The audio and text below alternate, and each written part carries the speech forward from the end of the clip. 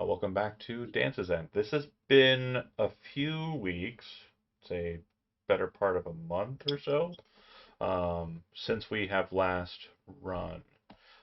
In that time, I've compiled all of the sessions into a playlist, which I was neglecting for a while. I have realized that I am very bad at counting and keeping things in order. So if you go back and watch this series at any point in the future, um, there is no session 46. We played it. It happened. But it or 36, I can't remember. There's a missing piece of media. It's gone forever. I apparently never loaded it to YouTube, or if I did, it got deleted or didn't load all the way. Anyway, um, the session current, at the end of the last time we played, the group entered into the astral sea, the plane that is oftentimes related to what is considered heaven. However, the astral sea is an amalgam of things in an infinite and overreachingly complicated space. In that space, the group has been making their way on a path that has apparently been laid before them. Intersecting that path, or kind of cutting it off at a point, was a strange attachment or connection or perhaps diversion. And inside of that, they were met by one of the demon princes, specifically Humbaba, the demon prince of gluttony. It is their understanding that they've moved into this space, and the other demon princes that were collected inside of the Hellmaw, a very large cavity inside the earth that was created due to dimensional distortions on the part of a dark power. They have come to understand that these demon princes have gained the power from the destruction of a creature or entity known as the Godheart. In our realm, we only have three gods. So everything that is technically divinely powered besides that is not actually a god and is lesser than those three deities.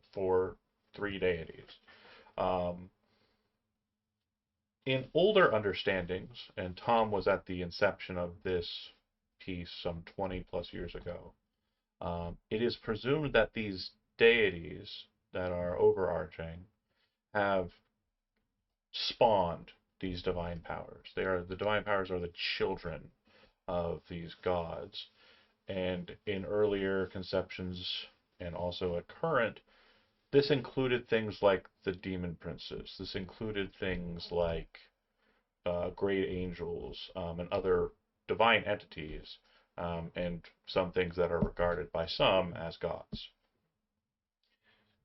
The god hearts do have divine power, or did, and now these demons have a stronger connection to it.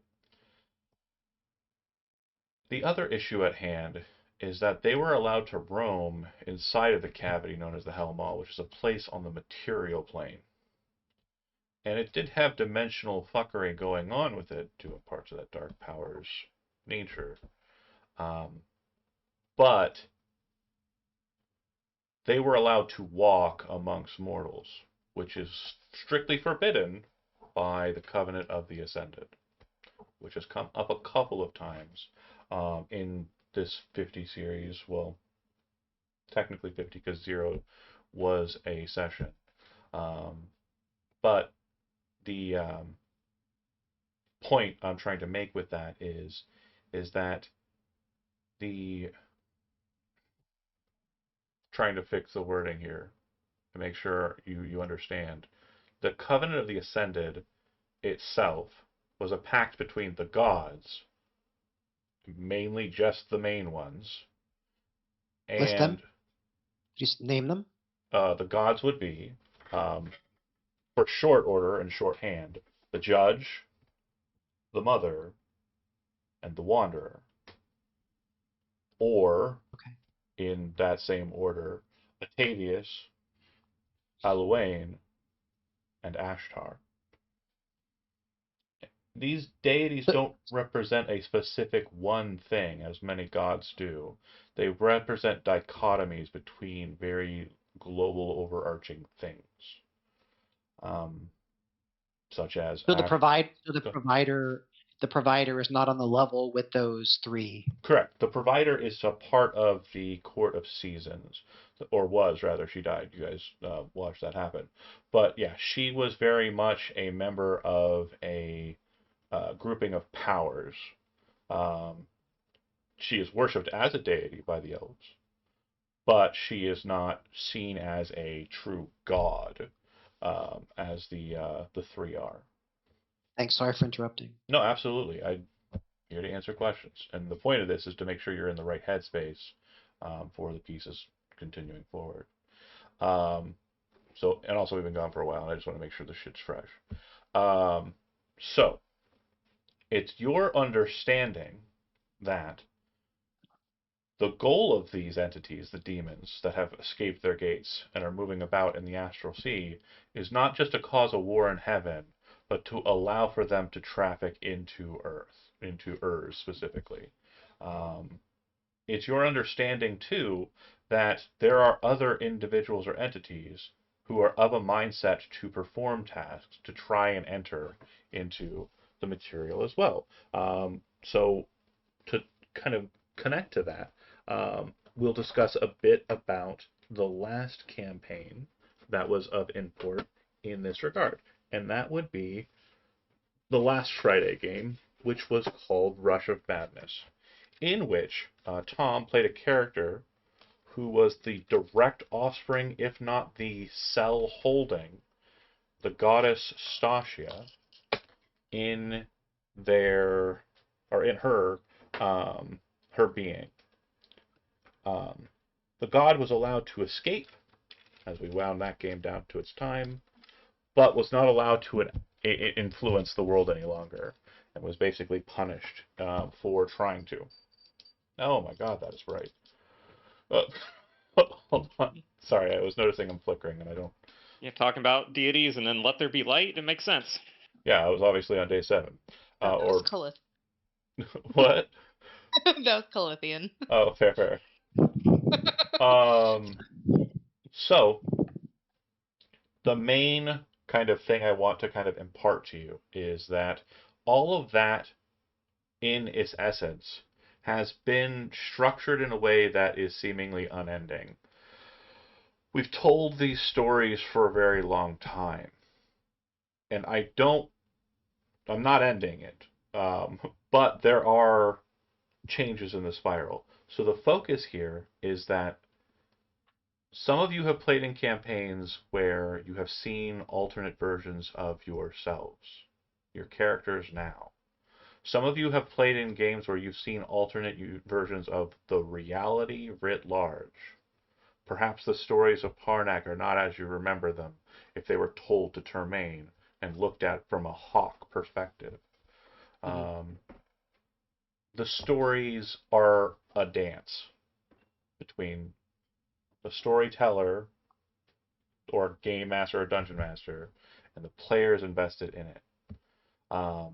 So, with that in mind, we'll move back to the scene where we left off. You rush. Can I just ask a question, please? Fire away. Do you mind if I ask? Go ahead. Questions, anybody? I apologize. Thanks. So you were saying that the demon princes were breaking the covenant of the ascended and were walking the material plane, and you were also saying that Stasia was interfering with the material plane and was punished. So my previous understanding is that the Great Order was doing this policing. Am 100%. I right about the fact? So why aren't the Great Order policing the demon princes? It's a great question, and I don't have an answer for you. But they do police the demon princes. Focusing in on your specific, like as a player perspective of that, in the game Dead of Ages Past, there was an event that happened inside the heart of the city of Rostagar. The goddess Ashmedea was made aware that the Tower of the Maegir in Rostagar hosted something she deemed necessary for her to acquire.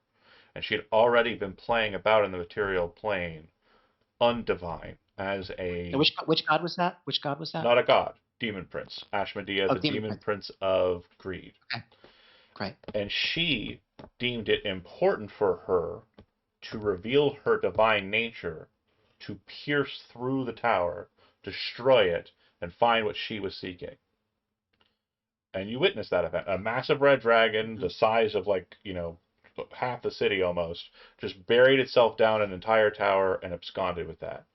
The Grey Order sent people to retrieve information as to what had happened there, but the Ashmedea quickly returned to her space. What judgment was afforded her was also another thing that I believe you might not have been a part of, but there was a Patreon game where the Grey Order literally goes to her Heart of Avarice and butcher her, putting her into a prison or kind of a regenerative state for 100 years, because nobody else was brave enough to try and take her throne from her when she reincarnated, as demons are wont to do. No one had taken her throne, and you saw the aftermath of that in Saga of Three Kings. A lot of history, you and I, Andy. I know, right? Okay. Any other questions regarding the moment? Go ahead. Whoever. Sorry. I was gonna ask. If I recall correctly, we got the vibe and or confirmed that the axe is inside this bubble that's in the center of this. Yeah, it's not physically displayed, but it is floating in the center of the space. And we'll discuss Slayer's reaction to it and everything moving forward. John, I took on Conjure Fey as my Warlock 6th level thingy, Arcanum. Would you mind assigning me a giant crocodile? What? It's in there. It's in the library. No, I know, but what? Giant crocodile. Okay. Question them on their giant crocodile that they want. Just one. What's the question on the giant crocodile? Can you assign it to me? No. Elizabeth had a question. I'm currently trying to, but Roll20 is Roll20. We are No, Roll20. I said don't question them. Do not question them. I didn't. I just said what, which is kind of just like a nebulous. I don't understand what's happening. More or less. I apologize if it seemed like I was in any way sass-backering. All right. Should be yours. You. Cool. If you can move it. And then any other questions? I don't think so. Okay, great. I Then remember Ronnie, not Ronnie, has a sword and not bow and arrow, so Correct. that's on her. we'll walk through the descriptions of each here as I get a bit of background music going. Okay, so when you entered in, they were not present, but when you came closer to the center, they seemed to manifest in the specific gateways and started to close in on you. On the left, or what you would consider the western side, you see a vision of Termaine that appears to be wearing very light clothing and has a certain rhythm to his step. It's basically a very much more, it's a very unburdened version of Termaine. It's what you would imagine seeing if Termaine would just enjoy himself. Like John Travolta in Saturday Night Live, in Saturday Night Fever. That's fair, exactly. Okay, And then compare that to John Travolta in Face Off, right? So you're John Travolta in Face Off. Wait, hold on. You're John Travolta. God damn it. Anyway, let's not get into the Face Off nonsense. Yes, I get. You get what I'm saying? Yeah. On the right side, you see Ronnie, who is still the same height, but she is very much encased in metal armor, has a very massive sword, and she is donning a helmet. She doesn't have the helmet on, but she is putting the helmet on as she moves into this theater. From behind you comes a very different, in my opinion, version of Arya, where Sister Arya, as you see her here, appears to have a very hodgepodge assortment of like the gathering of gear that she has acquired. This one appears to be fresh out of a church of like a high station, wearing very, bright white robes that appear to be perfectly immaculately clean, no spot of smudging or anything on it whatsoever, gloves upon her hands, and a spell book at her hip. She very much looks like a more studious variation of Arya. And then to the north, not very much different. It literally looks pretty much just like the individual you know as Soul. They appear to have donned more accoutrement on their robe, like flair, if you will.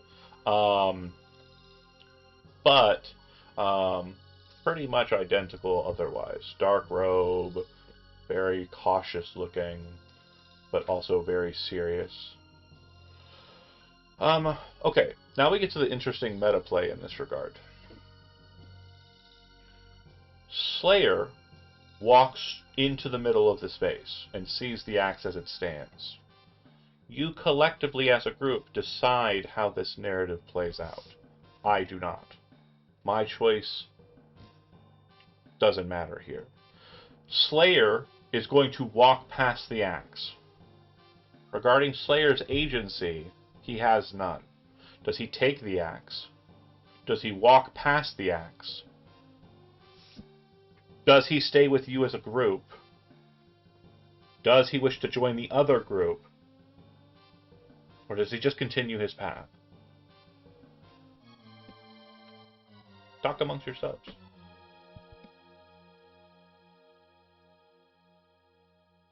Slayer's pretty tough. I would venture that.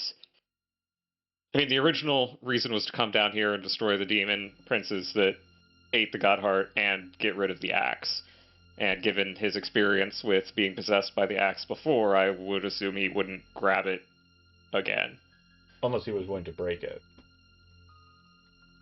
Mm-hmm.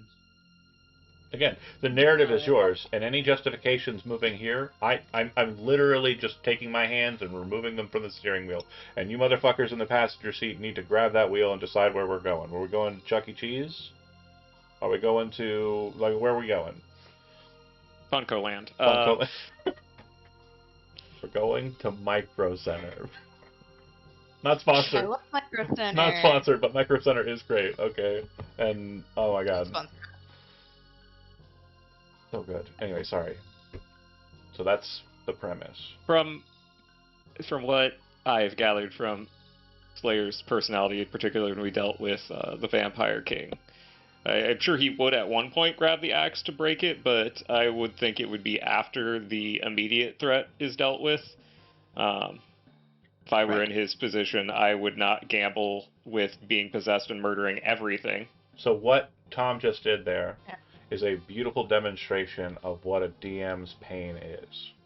You're always thinking about what they are doing, why they are doing it, if there is a reason, a motive for what the action is. And some DMs don't have this curse, right? They'll just be like, yeah, it's a orc with a +10 great axe for some reason, and there's 10 of them. And no tongue. And then they also don't have a tongue. But the pain that Tom just exhibited, do not suffer it. You do not have to tell me why Slayer does what he does. You simply need to all agree what Slayer does. He needs to fight for us.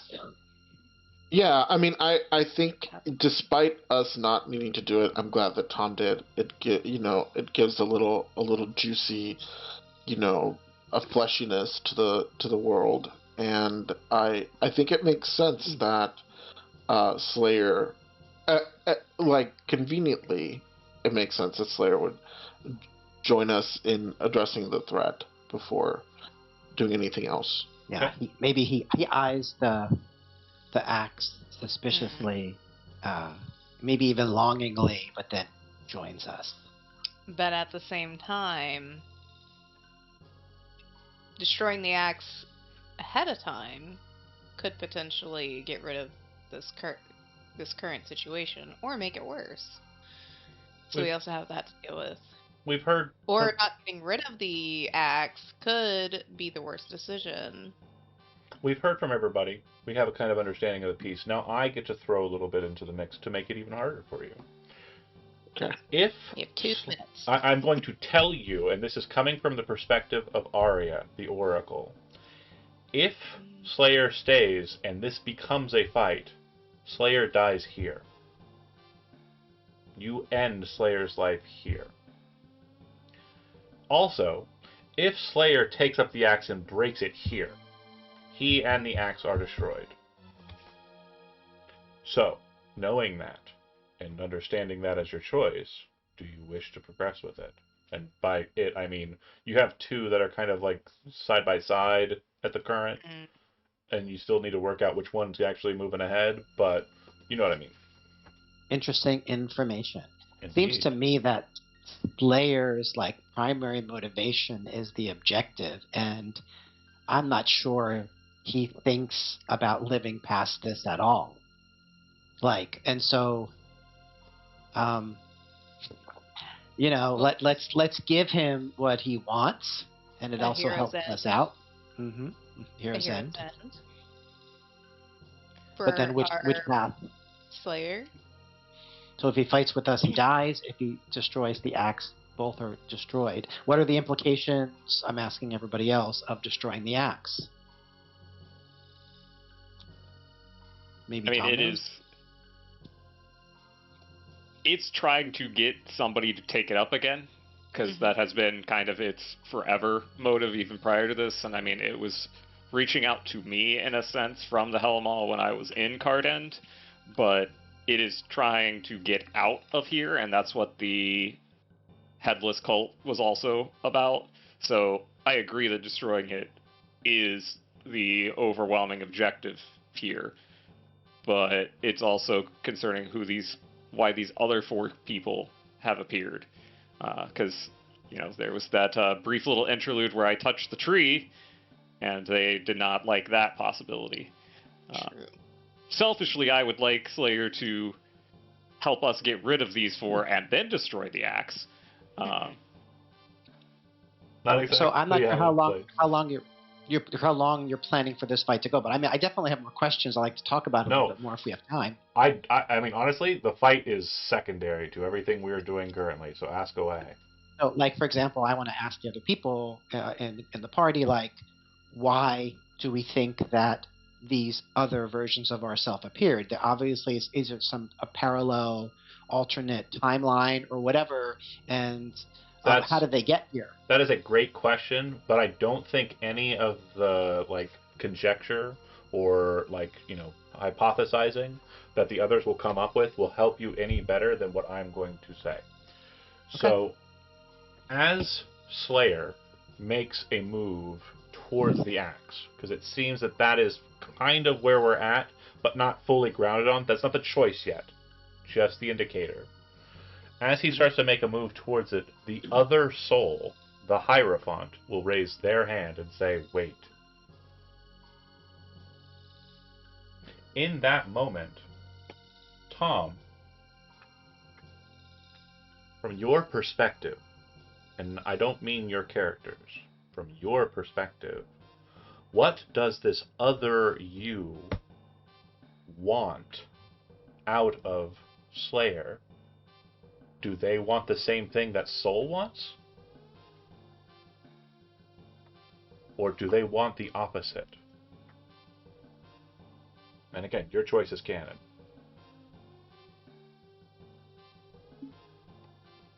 Based on the brief interaction before, I think they don't want the axe, and they don't necessarily want the axe to do anything else, because I think Soul's core identity across any version would be not being told what to do. Yeah. And that's kind of what this axe likes to do. 100%. What could you remind me of those other interactions though? This was a while back. Like, what did they say? It was a very brief one when we went to deal with the Vampire King the second time, and we stabbed him in the coffin. There was another Gulthias tree type thing in the courtyard, and I touched it and got flashed to a brief scene with the four of them, and it was talking about how I would destroy the four of them if I touched the tree actually, and so on. And given the tree's ties to all kinds of things, leads me to believe the whole live on their own thing. But not surprisingly, we could speculate that the other four are at basis like interested in their own preservation, and maybe like a close second we'd be getting back to their own realities. I don't know.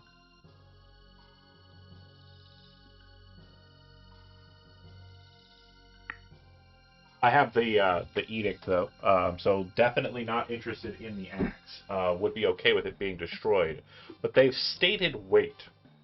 So Right. utilizing what you have stated, I will explain why they are by continuing the scene. Slayer looks over to the Hierophant, and the Hierophant says, "Its destruction will serve you not here. If you destroy it, you'll only kill yourselves.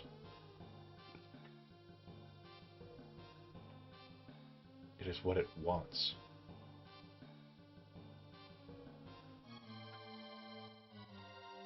So, from my knowledge of religion, I might surmise that killing it, maybe I say this out loud, killing it and killing ourselves would just begin again its process of reincarnation. Make a religion check. Okay. I'll give you advantage here.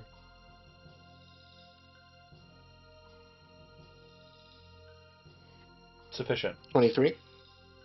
The axe known as Naberius is not the Demon Prince's original form. It was bound into an axe by another, the Demon Prince that was usurped by Naberius. It is a curse powerful enough to bind a Demon Prince, master of oppression, into it. If you were to break it, it would simply take another form, whatever's closest to it. Oh fudge! Don't do that. Which, in the case that you guys have prescribed, would be Slayer. Slayer. And we don't want Who's that. already No, but competent. Slayer's already pretty badass. Yeah. Right. Oh boy. Give it to Ronnie. Don't do that. Wait, She's Ronnie actually or- kinda- Not Ronnie. Which Ronnie? I haven't seen not Ronnie fight, so She's got a strength score. She could probably climb pretty good. doesn't Okay. have to climb Does she feat not? though. Does she not? I don't know. Ooh. I haven't seen her climb. Well, we'll have to do a climb off. That's the actual end of the game, you guys. It's going to be a climb off. We'll climb off. It's It's just just a like test to Footloose. each other's skills. Yeah. Yeah. It's just like Footloose. Instead of a dance off, though. Okay, so with the new information that the Hierophant has put onto the table, reconvene. So we could take it elsewhere. Can we safely take the axe? Can we pick it up and have it not possess us? No. Okay. So the key thing is somehow removing the axe to a safe space without getting cursed, so it can't hurt anybody else. I think for the nature of this fight, then we just have to leave it alone. And it seems like Saul, at least, the altar Saul second, Soul second. Soul. Better call Soul. Better Call's the other soul would say no, doesn't want to touch it either. So maybe the other alternate versions of us, you know. Well, do Won't we wanna really do have to fight our other? That's a great question. Great Maybe question. we don't. Great question. I'm going to pause and then give Elizabeth a moment in the spotlight. From the other Ronnie's perspective, from the Slayer's perspective, the helmet is on. Your eyes are narrowly focused at Termaine. There's a hatred welling inside of you that you don't personally recognize as the player and as the character. But the passion that's present there seems to be a hate that is based on a wrong that was engaged on an individual at a young age. Let me explain. And this would be a memory that is forming for this individual, and whether it is something that happened in Termaine and Ronnie's history is entirely up to you two. I done Ronnie dirty, I guess. Is that what happened? In this Ronnie's youth, Termaine and Ronnie were out afield. Termaine was practicing as a squire and was very happy and just moving about the area, not with his charge, first time free for a while. Moving about in the Feywild, just pleasant, chasing butterflies or fairy lights. And then a creature came upon you. A creature that would be considered a predatory creature. And in this history of this Ronnie, it attacked and Termaine ran. You had to fight. And you had to kill it. And your brother's cowardice, to this day, remains a source of your hatred. And looking upon this version wells it even deeper, because you know in his heart of hearts, this other Termaine. This is so cool, John, because I know what I want to do now. Well, hold on. Do you? Because on the opposite side of it, you, Termaine, look to Ronnie, and you see nothing but weakness. And in that, so other feel Termaine looks to which Ronnie? To your Ronnie. Oh. Sees nothing but weakness. Sees a individual who he perceives as a young child still, who hasn't matured. But there's a guilt there, because you remember what you did, and you remembered why you stopped being a knight, because of what happened to her. She was grievously wounded. And to keep your own spirits up, and to keep your own motivation going forward, you quickly moved to the arts. And you lost yourself in stories. And you lost yourself in the shadows, hiding away from all those who you held dear. And finding friends less long-standing, more flippant, more party-like. So, with that thought process in your heads, the two of you, do you want to fight? Or do you wish to let cooler heads, those being the Hierophant and the Oracle, proceed and simply defend them? For Ronnie, defend them like your brother didn't. And for Termaine, defend them like you should have for your sister.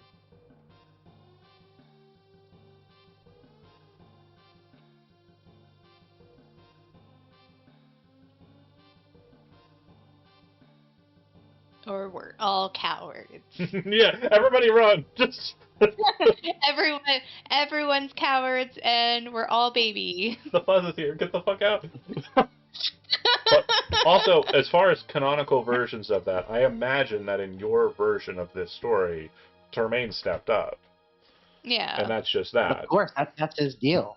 And maybe the creature caused you to wonder about the natural world, and that's why you leaped into the ranger path. If this moment even existed in your choice. But for them, it's canon. For you, do you want to fight? Are you going to strive? Are your mirrors here wanting and desiring to kill the opposites of them? Who are you asking? Ronnie and also Termaine, or rather Andy and Elizabeth. Does the other Lan- Termaine want to kill Ronnie? Or even Termaine? Perhaps he looks upon him with a bit of jealousy. So my Tremaine looks on other Tremaine with jealousy? Perhaps. Or the other way around? Perhaps. I don't think so. Well, obviously, Um, your Termaine obviously looks on him with jealousy because he's hot, and you're just like, okay, got it. So, do you want to answer first, Liz, or do you want me to answer? You're welcome to answer. I mean, it seems like their reasons are really messed up, and I guess, I would sort of be on the defensive. I wouldn't want to attack first, but I will absolutely protect the group, especially my sister, as much as I can. Hmm. and Ronnie? Or rather, the Slayer. Yeah. I'm not so sure that she'd want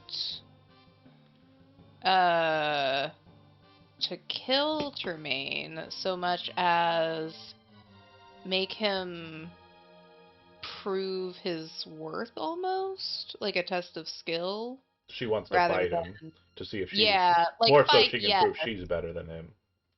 yeah, like you, even though it's not the same Tremaine, like you like pussied out and ran away.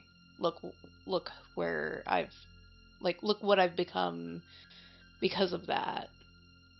Like she overcame. Okay. So they're both Yeah. basically kind of focused, but I think that Slayer may be vocal in her desire to fight with at least Termaine. Okay. So that's the view of your others. Slayer looks to Soul and says, I'm here to destroy these things. How do you suppose we destroy this? And the other soul will say, we cannot.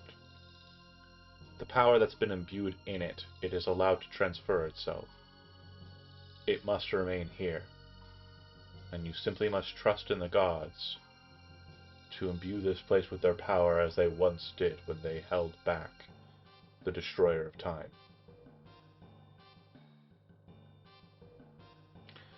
Your Slayer will kind of like very kind of angrily kind of, clench the fists and start like, wanting to do something. You had stated in your original intent that it was your desire to have him remain here and linger with you. And as I said too, the Oracle is very understanding that the vision of that moving forward is if he does, and this does turn into a fight, he dies here, and his goal will remain unanswered. Taking that into consideration, and also understanding too that the other version of you is also aware of this, and is waiting. Do you wish for him to remain here? Do you wish for him to move on and try and kill the others, who presumably linger up ahead? Do you wish him to try and go for the act regardless? In your mind, you're looking at these pathways, and there are definitely a lot of options that I threw out there and have not given you foreshadowing of. Sorry, who's lingering up ahead? More demon Demon princes.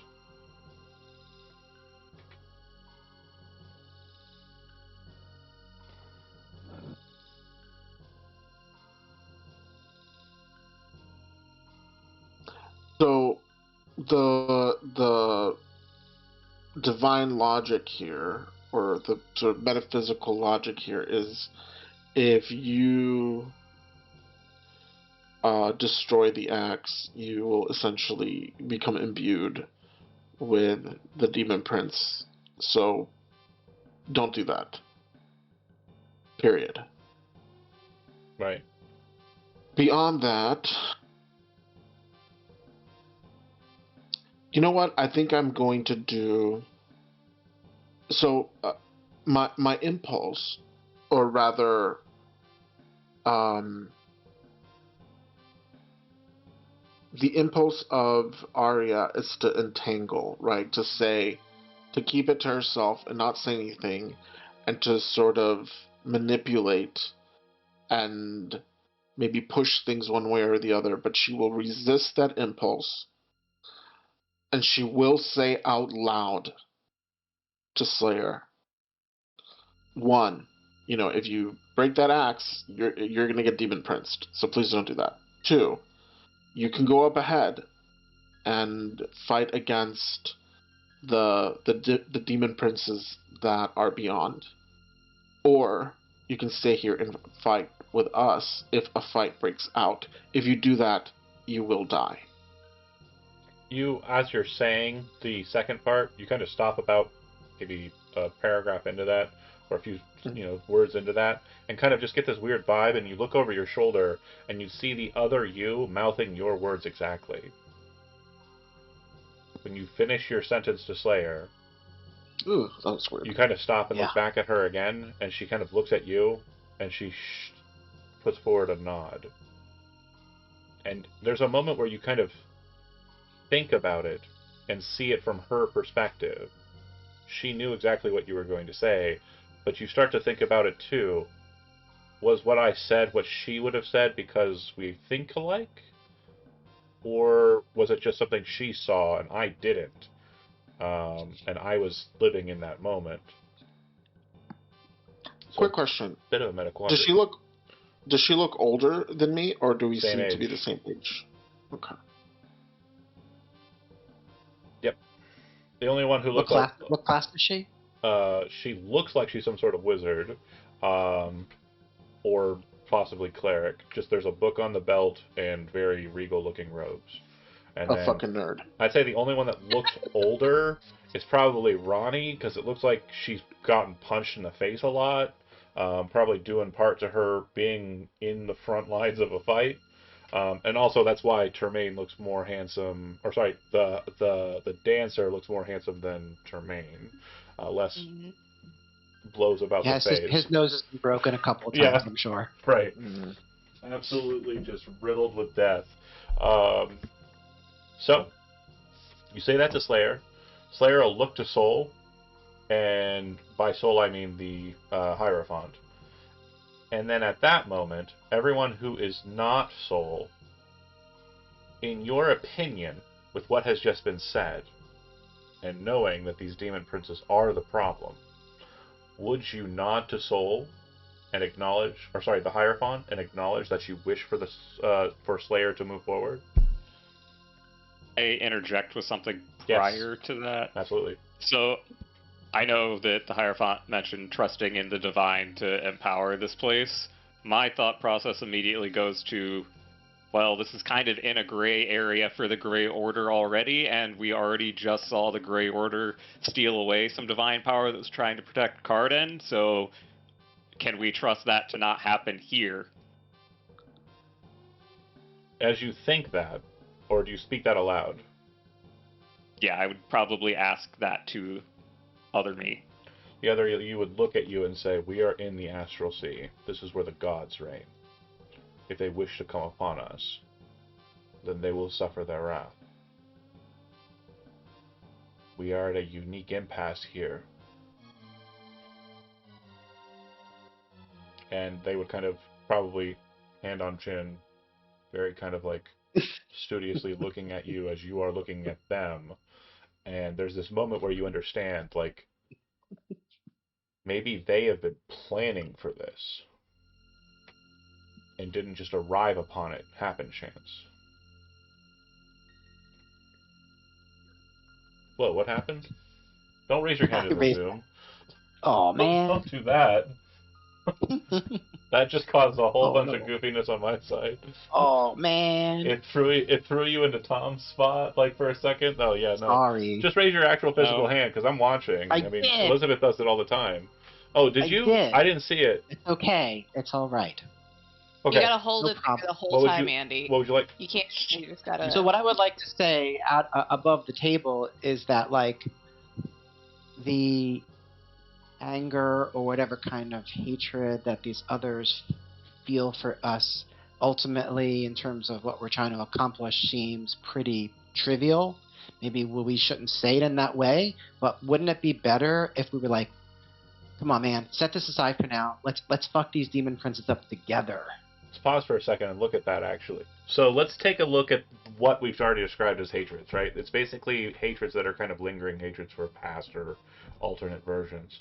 That hatred doesn't really exist between soul and soul, right? Like, there's nothing really there that's I causing... love me. Right. They're awesome. But perhaps Arya is looking at the other Arya and thinking plethora of different things.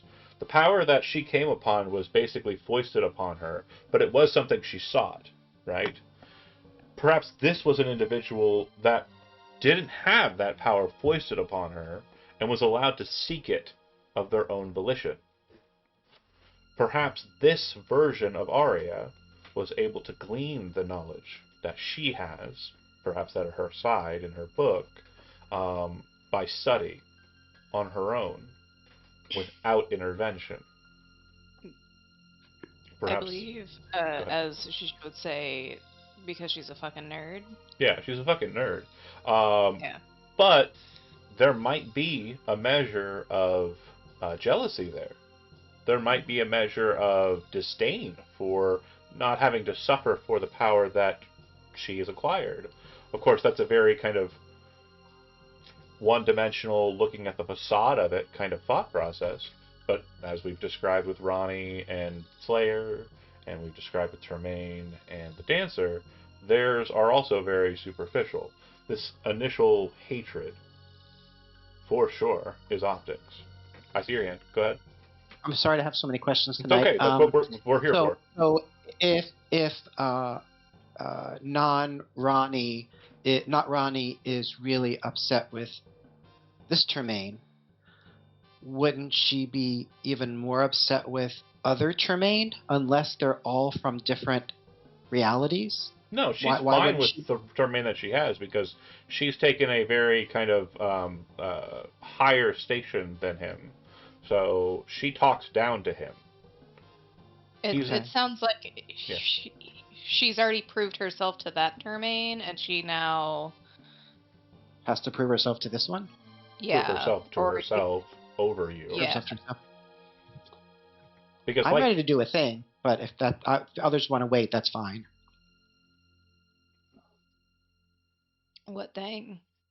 So I would like Tremaine to put away his sword and to walk over to the other Ronnie.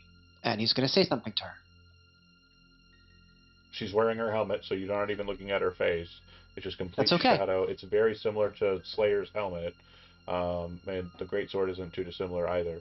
And she says nothing. So could I say a thing now? Yeah, go ahead. Yeah, so Tremaine would say, I know not your past or what pain you have endured.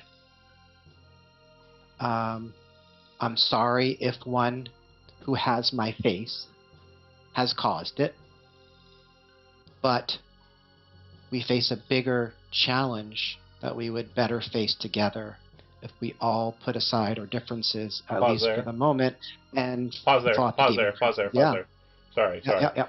Elizabeth, taking into consideration the Ronnie perspective of the Slayer, would you, in this moment that I just paused for a second, not punch him in the face?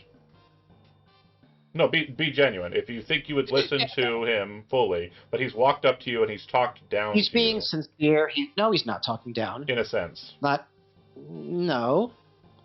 I didn't say that He's she was calling. being petty. I Hold on, acknowledged hold her on. pain. Andy, I do All right, fine. apologize the apologetics. Let's be the but judge. as it was said, yeah, she's definitely the judge. Jury Well, I and don't think executioner. he was talking down to her. Okay. I think she would at least hear him out And the fully. ultimate terminus of that is that we should work together to fight the demon princes, right? Right. That seems like it, right? Okay. She'll kind of just stand there and kind of just raise her sword up and pale the head of it into the floor, the very strange stone metal floor, and then cross her arms and just not do anything. Doesn't seem she's acknowledging your statement, or replying to it in any shape or form. Great. Okay, so obviously that statement, that request to Ronnie is overheard. But a certain matter is currently on the docket. The oracles have asked the Slayer, that is not the Slayer. Oh, right, I forgot to do this at the very beginning, and I keep on walking over it. So they will address him, and he will answer to a name. So Yeshuit is the name that they give him.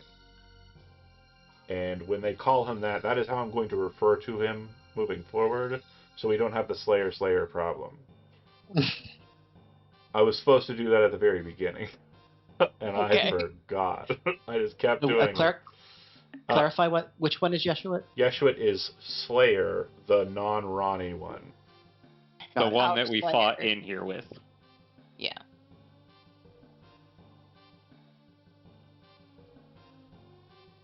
So, do we let Yeshuit move forward as we work out this and then move to aid him? Or do we let him linger here? He looks like he is ready to go. So the oracles were like, move on at your need, but Termaine has suggested an alternative. So in the story, like in the narrative of it, I think it would be powerful for him to sort of make his own choice. But then above the table, I mean, we can decide like what, like if we can say in the narrative he makes his own choice, but above the table maybe we decide what that is. That was what the But first above the question was. No, I know that was Above your the first table, question. He needed our help. Yeah. But to we're get- building get the rid of the story, other one. right? Yes, that's right. So then, back to it then. Let's focus on the Yeshuit's decision. What is it? With the information? Andy, you want him to stay and die, possibly. No, I want him to stay so that we fight together, because during the previous fight with, what was that guy, the bee Oh, guy. like let's all go fight. He's gonna need us. He needed us to do Humbaba, right? Probably couldn't have done But that we're by leaving himself. Humbaba be. Wait, no, we're not. We No, killed, we we beat killed him it. up. We killed He Ubaba. killed Humbaba. We killed Humbaba. And so Okay. during that fight, like, it took all of us to do it. Is what I'm saying. So I don't want him to sacrifice himself, like, by going alone first. Then all 9 of us move forward together. Is what you're Do saying? we That's know which one's next, Quick though? question. I said if he stays with you, or if he grabs the axe, he dies.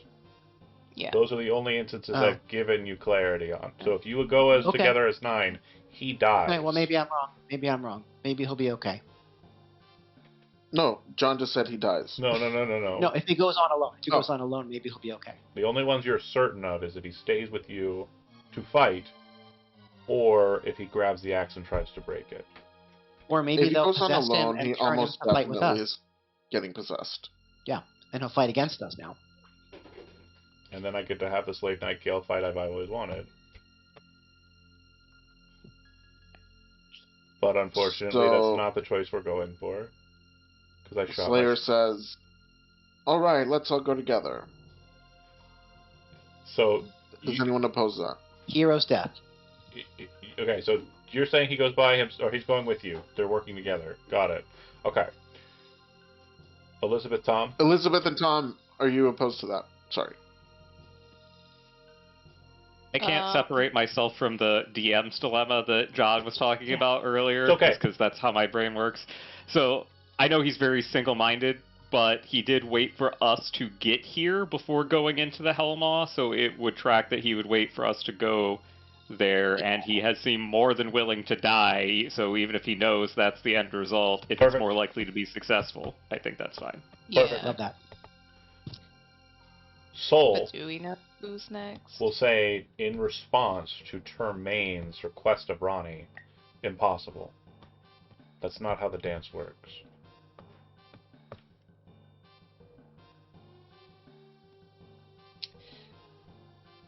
So we do have to fight you guys? We do not have to fight. Ronnie will Okay. speak at Termaine, and you can just hear her just anger through the helmet, but we can if you want to. I mean, that's fine if you want to and don't kill each other, but, yeah, right, there are other demon princes that we need to go kill. Tremaine would say to not Ronnie, I do not wish to fight. My goal here is ultimately to protect my group, and especially my sister. You hear kind of like a, and then you see her kind of lean forward and spit at your feet, like through the helmet, perfectly right through the little like. He wouldn't move. He would just stay right where he is. He's going to ignore it. Yep. He said it with sincerity. There's no aggressiveness or spitefulness or anything there. The Hierophant will say, if you wish to move forward, we must remain. Oh, fuck. One way or the other. If we wish to move forward, you must remain. One way or the other. And why is that? The dance only allows for these placements, these intersections. Temporal, limited. If you had touched the tree, you would have severed us from being able to make this connection. Crap. Because you would have imbued yourself with death. As it stands now, you are all servants of the Mother. As we are. You each represent one of her phases. We understand on our end which ones we represent, but it really is for you to understand the nature of that relationship. We are given this window by her grace. So, I'm willing to discuss as to why it would be prudent for us to move forward and you to remain here. Please do.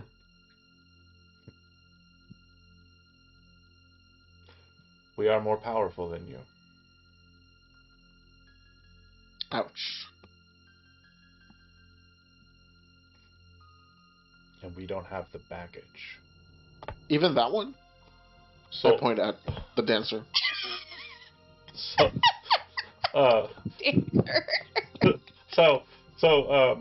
They look over at the dancer, and there's not a look up. There's like no emotion on the face. Like imagine Tom at his most like just stalwart, right?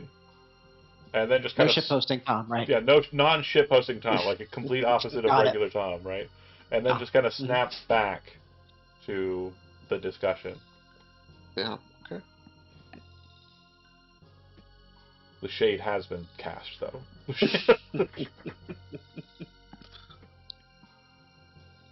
That did not start initiative, though. It starts initiative. No, we're still in discourse. But they say we are more powerful than you, and without the baggage. When you I don't say know if remain really have here, baggage. you say remain here, do you mean until the deed is done, or... Unfortunately, that answer is not one I have on my person, or one that I have in my mind. Nor is it one that the Oracle has been able to perceive in future sight. I simply know that when we, or you, move through, or us, which is a hypothesis that I have considered as well, some of us going, some of us staying, but not all of the same lot. So, we have not seen what happens next to those who are here. We've only seen what happens to those who proceed.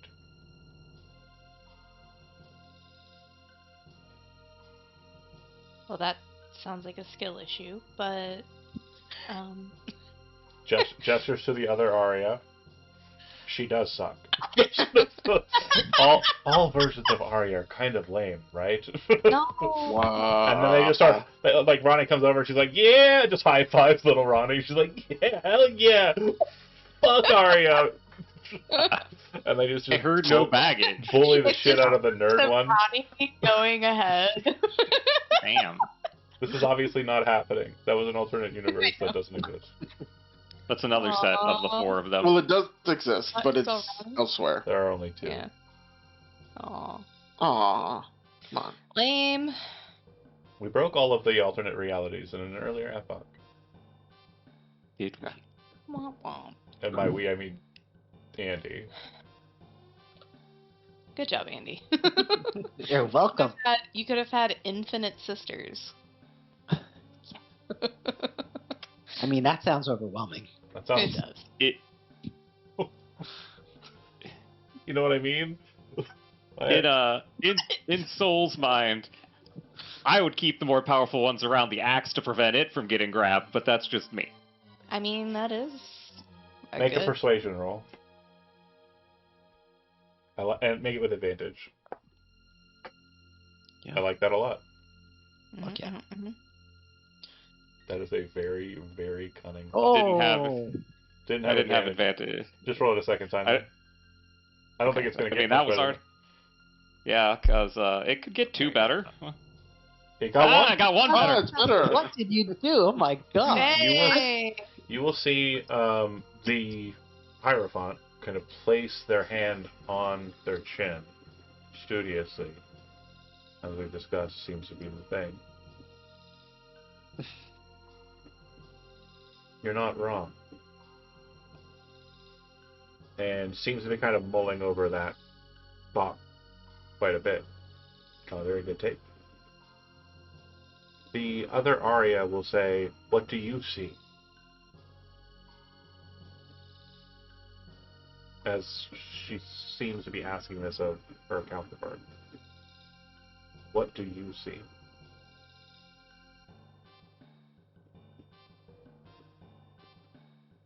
Um,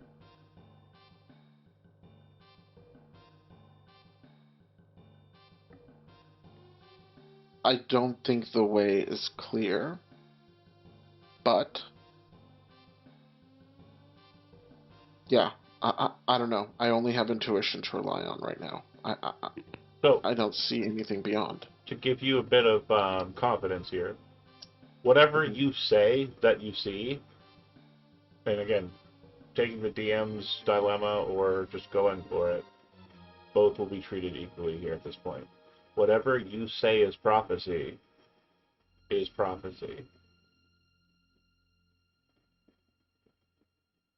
so long as you follow the addendums that we've already made. If Slayer fights alongside you, in the fight to come, he dies. If Slayer tries to break the act, he dies. Etc., etc., etc. But the rest of us all win, and we live happily ever after. I'm sorry, And that's Slayer. the end of the campaign. Bye bye. I'm sorry, Slayer. I can't see a future beyond with any certainty that doesn't involve your demise. I understand. I have walked this path a long time, and I knew that the second that the Godheart fell, that my life was forfeit. I understand my fate, and it is not incumbent upon you to take guilt or the burden of that into your own life or heart. I have no guilt, but it is sad. And we will triumph against the... I already forgot what they're called. Demon Princess? The Demon Princess. The Shadim. The other soul still thought, like very like focused on thought. Ronnie still kind of, just arms crossed, waiting. And the other Arya having asked a question, and it being kind of left open with no understanding as to what happens to you. Perhaps she's thinking that the visions are not as clear for her counterpart, or perhaps something that she's keeping secret due to her baggage. What? You know who you are. You know what you're connected to. Again, the baggage I speak of is who you bring along with you. Fantastic. Oh. I mean, it's divine. Pay attention to the others, though. Not a single one of them is connected in such a way to a tether like that. Right. The other Arya trained. The other Ronnie trained. I mean, you guys trained, but like again, the trained. The only one that you're not super certain of is the other soul, but based on the way they're talking, probably not a lot of connections to the same problems that your soul has. Man, what if they're like level 20? No, they're not. They're the exact same level as you. And 100% they have character sheets. And the fun part about this, again, above table, is if you guys go, well, let's mix and match. You could literally change your character right now and leave the other one behind. Oh, shit. Yeah. But can we come back? No, there's no coming back from this. Aww. Of course, there's really no coming back from any of this. Again, we all know how this game ends. So I've already told you how this game ends. No, I know, but... It's like being like, oh man, I sure hope the Titanic makes it to North America. That shit ain't happening. Wow. We recreated it with drones the other week in Belfast. Nice. Yeah. Count it. You know what? Unfortunately, I feel like this is going to be more like the Charlie and the Chocolate Factory experience or whatever it was. It's the unknown. I mean, there's Those are like who our doppelgangers are. Yeah, they're the unknowns. right. Like as like a crunch, like I want like a more guaranteed win. I would love to have a spell book full of spells. As a wizard, but I cannot abandon my witch. So obviously the temptation is very paltry as you understand it. And I think that's the truth for every single one of you. So to focus the temptation and make sure you understand the nature of the temptation, I'll have to explain it to you mechanically, because I think that's the only language that you'll understand. They're identical to you in level. Every item that you have, they have an equivalent of it. So if you have a very rare item, they have a very rare item. And all of them are according to what they are doing. On top of that, each one of them has not connected themselves to a burdensome pact, oath, ranger connection to the Senate or the Court of Seasons or the Moon Goddess. So they are all free of burden. So not only would you be entering into this with, as Elizabeth very clearly stated, characters built by me, you would also be walking into this with a different perspective entirely. You do not have to take this, but understand that the temptation does have a very narratively rich purpose. But does the other Ronnie have an owlbear? No, she has a +3 greatsword. Does that +3 greatsword turn into any creature? No, it turns creatures inside out. It turns creatures. She does wear it on her shoulder, right? What if it turned into a clockwork owlbear? If it turned into a clockwork owlbear, would you take the bait? Yeah. Yes, I would. How'd you know? I guess it turns into an owl. No, it doesn't. It doesn't. I'm not trying to win. Get my hopes up. I'm not trying to win you with shenanigans. Wait. So, and again, I look at the dancer and I'm like, really? Stronger? This is the stronger one? Then there's a genuine there. There's a genuine sigh, and obviously you're kind of looking at the dancer, and the dancer's had a smile on his face ever since you said the thing. Like, there was very stern, kind of like trying to measure the air. Hasn't said anything this entire time, and will kind of look to you like, you've got your own weaknesses, don't you? Oh yeah, no, I'm well aware of mine. And your groups. Well, just think of me as the weakness in their group. If you'd like. You feel safe to say that since Andy's not his test. He says, I'm hearing you. he says, if you would like to underestimate me.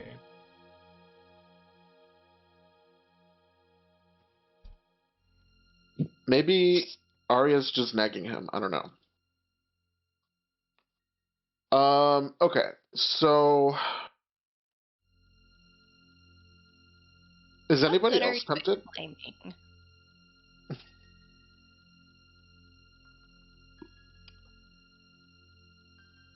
Wow, Arya doing a toxic bro thing, negging, really? Tracks. And then they kiss. Narratively, I am not tempted because Soul would under no circumstances want to potentially be trapped here. Right. And you would know that your counterpart probably has a similar feeling, but you'd also know I was so goddamn convincing. there appears to be a threat here worth remaining for.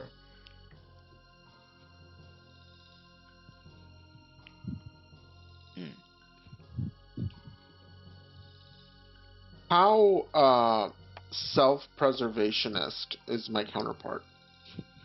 Vibe-wise, that's up to you. Like, again, I don't have a determination, so basically any holes that I haven't filled with these characters, it's your job to do that. So, how self-preservationist do you think that she would be? She didn't have the same childhood that you Not did. as. Yeah, she's a bit... I basically, and don't take this the wrong way, and if it comes off as cancelable, I'm sorry. You know how I am. But... Oh no. your character is very much like the one who's been downtrodden by society and has definitely just gotten like a cool mentor, right? Who's like, helping out. And then this one who had like, a college ride, got all the cool shit, preppy, wearing the little alligator, like, Don't hate. polo shirts. Jesus Christ. You don't have to out yourself like that, bro. You don't have to be like, no, that's me. Wow. Can I play Arya, the other Arya? Second Arya spellcasting focuses the silver spoon is what John is getting at. Right. That's exactly right. Yeah. Oh no.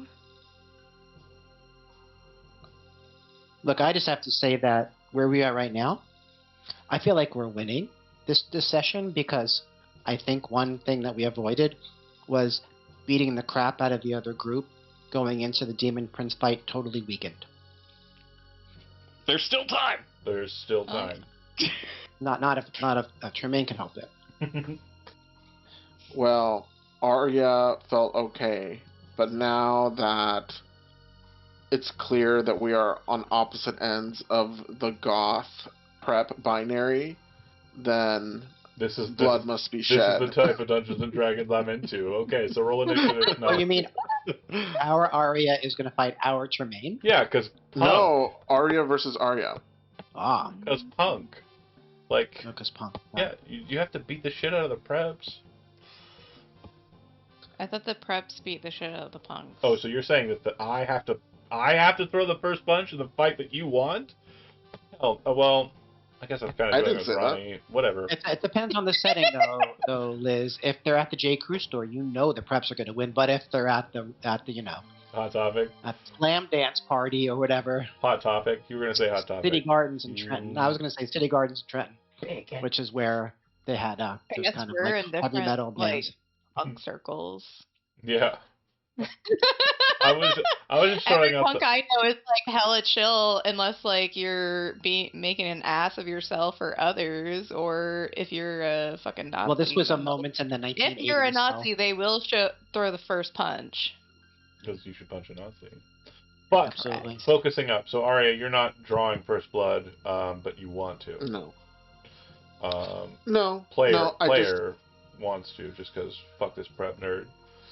Yeah, but okay. I don't think I honestly, I know that a wizard can probably outcast me, probably. But anyway, I'm not really looking to fight. I just need to know. Yeah, I would move forward as Arya, and it doesn't sound like my counterpart has the same kind of like raw fighting spirit, and will probably just do whatever, probably. So, I think that's where I'm at. Yeah, seems like the main prime drivers of their party are actually kind of counter to this group's prime drivers. From just silence and the discourse, Termaine appears to have a counterpart in the form of the dancer that is kind of not tipping their hand a lot. Whether or not they're doing that because they have nothing to say or because they're probably more cunning than they put on, that's your decision. And then, of course, Soul, being a prime driver is expected, but Ronnie being a bit of a force in this on the opposite side is different. Is the dancer a bard or a You have no. spell? Honestly, I have said spell? none of their classes so far. We don't know. Yeah, you guys have assumed things regarding wizard, but I'm just letting you know that it's study, study, study, study. They could all be wizards. Who knows?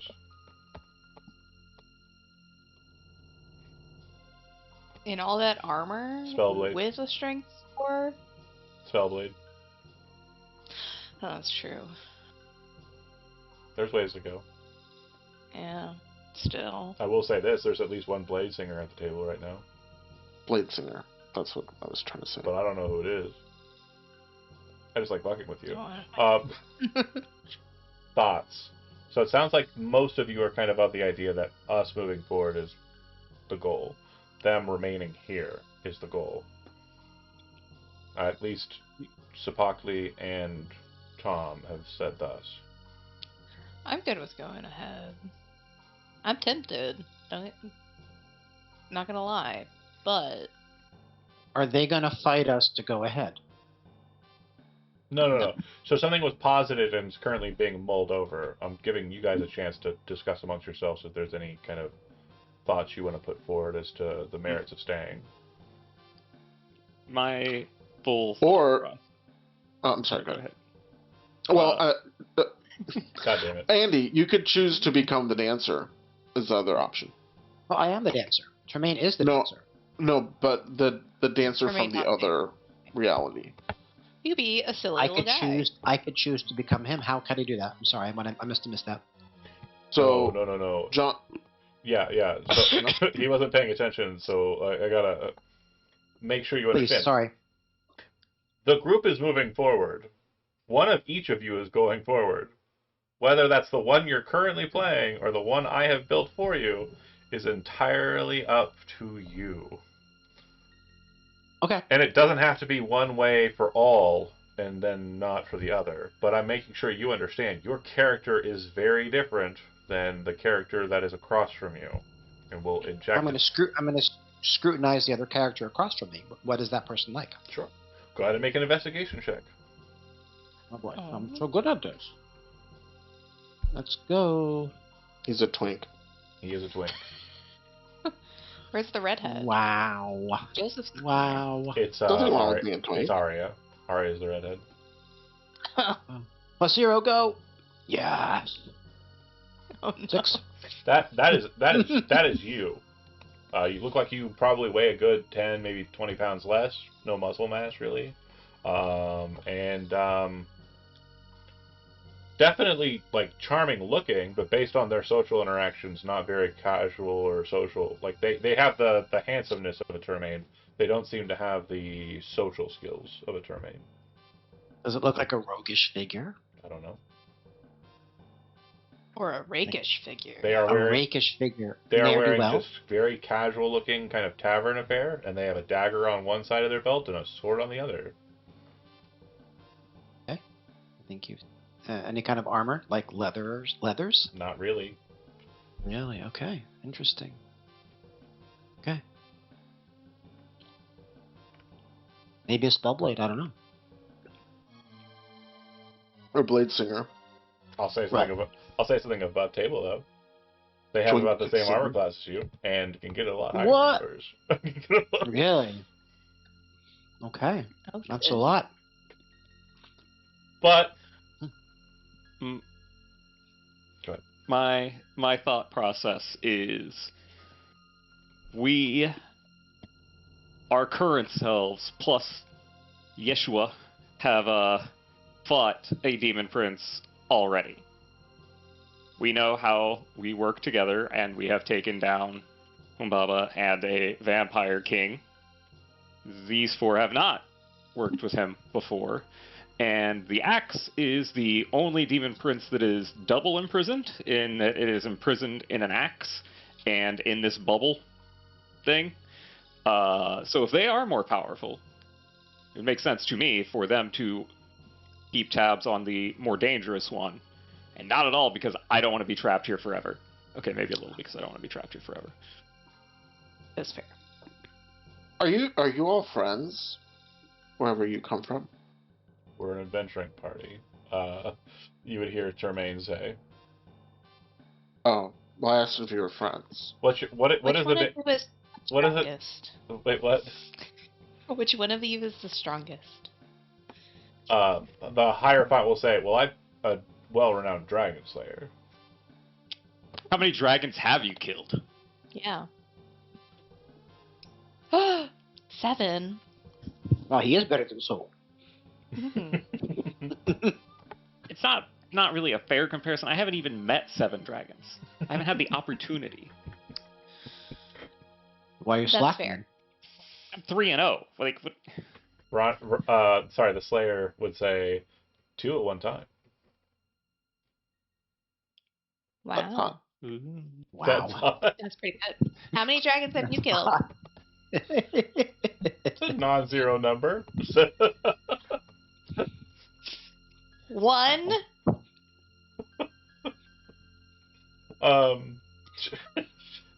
She actually is annoyed at your question and wants to punch you in the face, but won't. I'm spitting on the ground. Wow. It's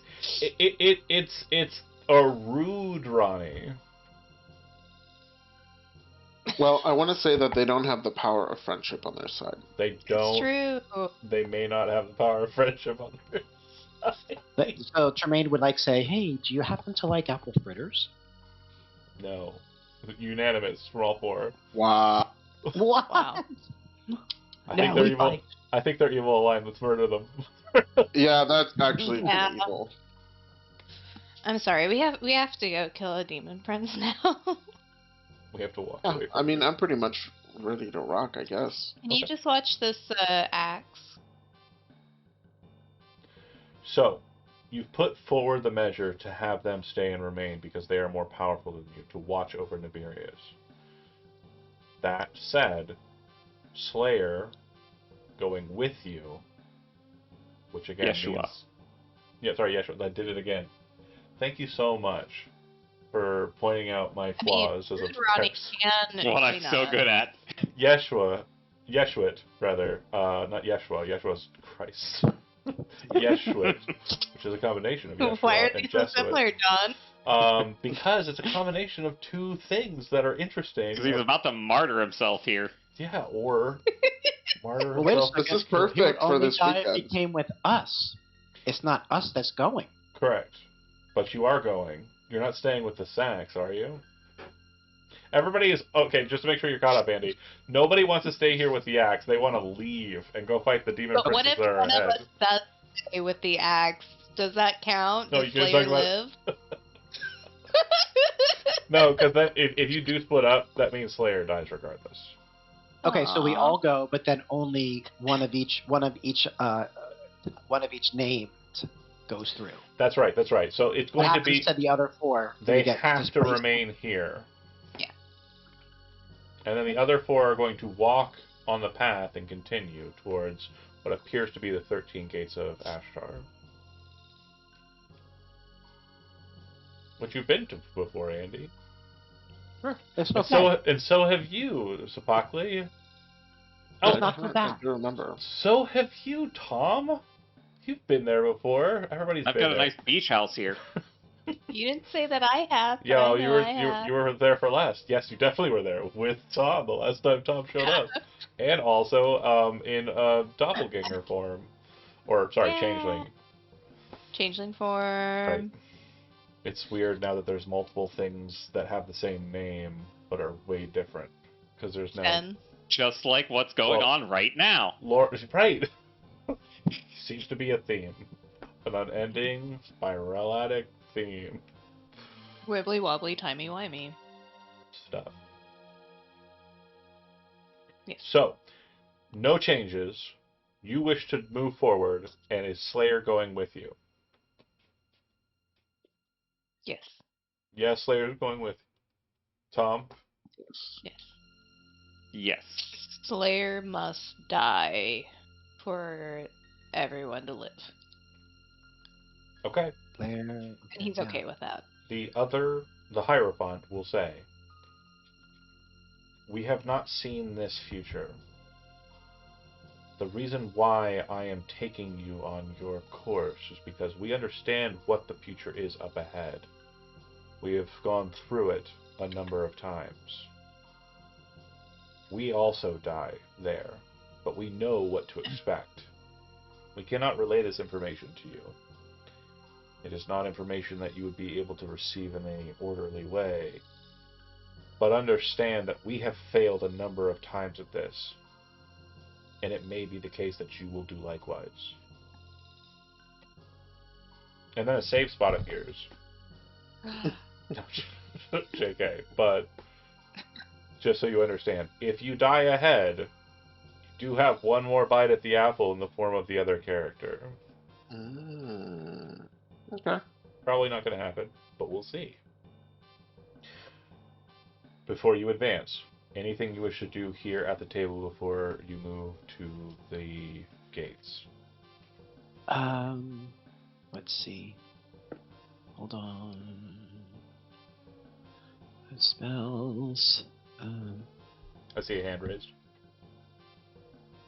Can't tell us exactly how it all goes, but any advice as to how to prepare from what you've seen?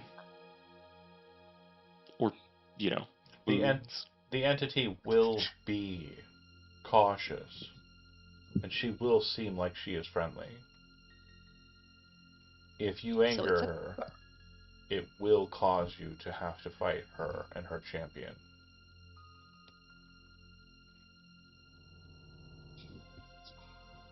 I see.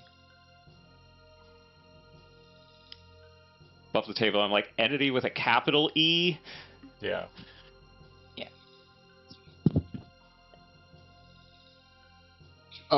There's 250 gold in the communal bank.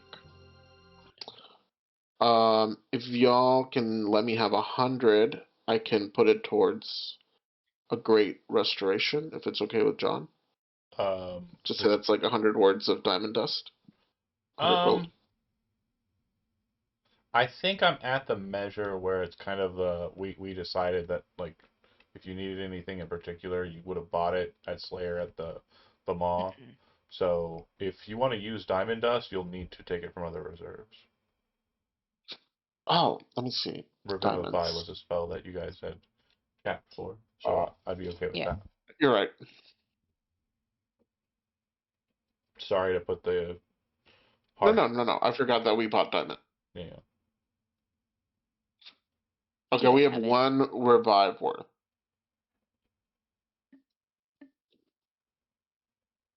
I think each of us do. Each of us do. Why do we need a greater restoration Just right in now? case. Well, you can smash up a diamond when it comes to the Okay, I have a scroll of Revivify. Okay. I mean, that's probably enough. And then I have 300 gold worth of diamonds. So, I guess I will be. I'll make a call if and when. All right, that's it. Okay. So, do you make your way up then? Yeah. As you advance, you would see that the world around you starts to just become more visual. And you can see trees growing up around you. They don't spring into existence. They just become manifest in your view. It looks as though some of these tree branches are connected to, kind of growing over and around or on top of these very strange iron bowls that seem to be filled to the brim with residuum.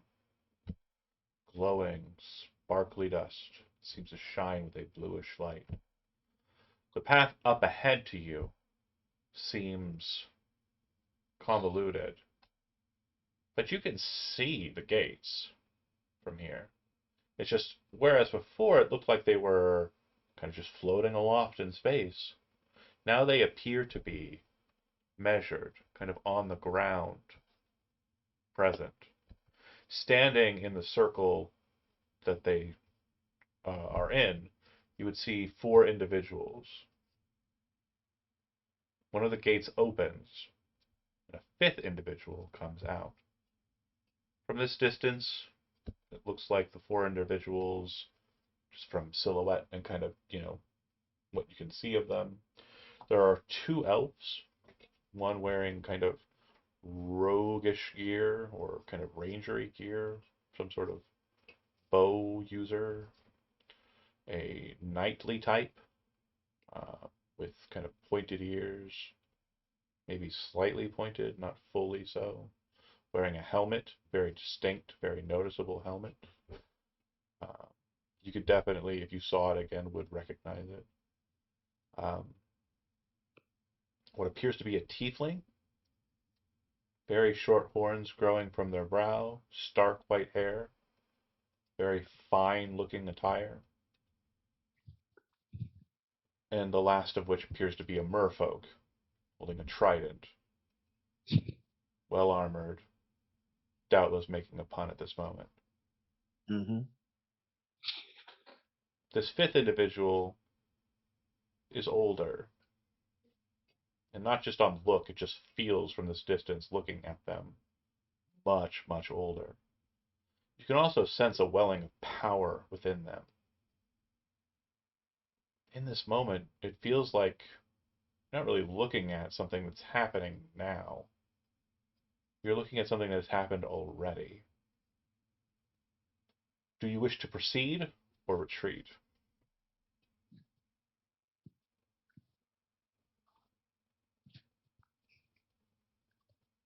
I mean, we're here for a reason, right? There are no demon princes that you see ahead of you, or at least none that are easily identifiable.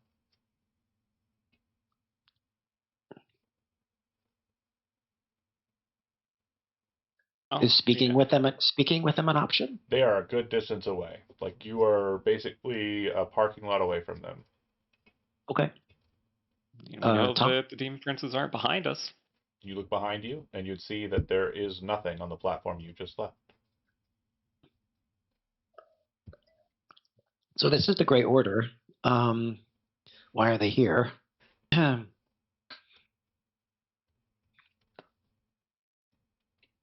we know that in character? I mean, he seems to be describing characters that in the past have been part of the Grey Order. For example, the one with the trident is the character that Kevin G played, Malik. That's the one ripping a pun, of course. Out of character and above table, just for Andy specifically, the party that I just described is the party that Malik ran with in Bloodright. It's Oh, I'm sorry. specifically Bufusis, Hawk, Oh, that's the party. Zeldor, Okay. and Malik. And it appears that they are Okay. at the gates, at what looks like their formation. Got it. Okay, sorry.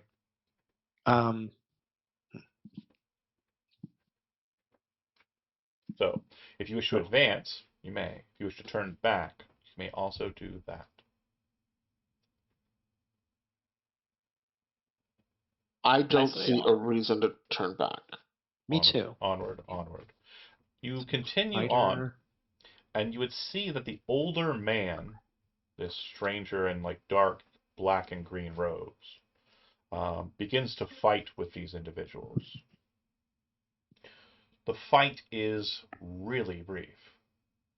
You would see that in a very Marvelian kind of way, this older mage grows tentacles out of his back a la Doctor Strange, one slamming down into the fighter and breaking every bone in his body, while Strange spellcraft rips the other elf out of existence. As the tiefling and the merfolk try to engage with this individual, it's just a constant bombardment of dragon flame from his mouth and large swipes of black energy that tear them apart. Ultimately, once they are dead, he stands victorious over them.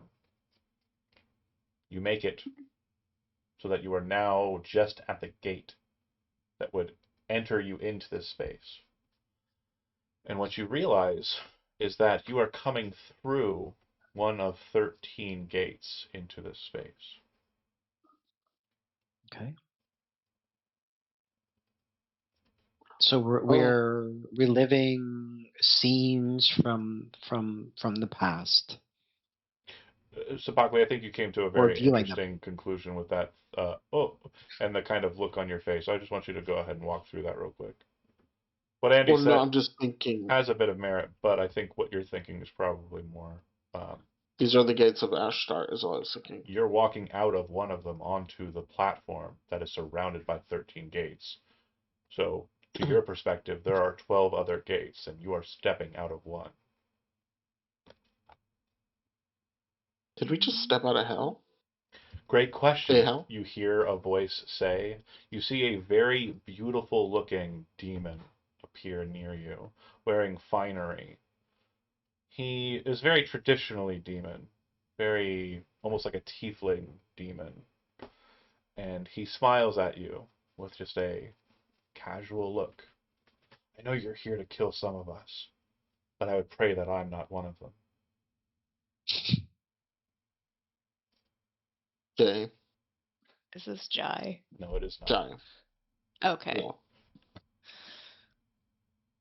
So okay, he's not kill him. that No, just kidding. Is it a cartographer? I don't know. It's not Jai. I don't know. He probably has a geas to be here. In all honesty. Yeah. A tiefling. I'll have a picture here in a second. Roll20 is very silly on its shenanigans, and this handout is apparently broken. Oh no. It's fine. I won't miss you, buddy. I believe in you.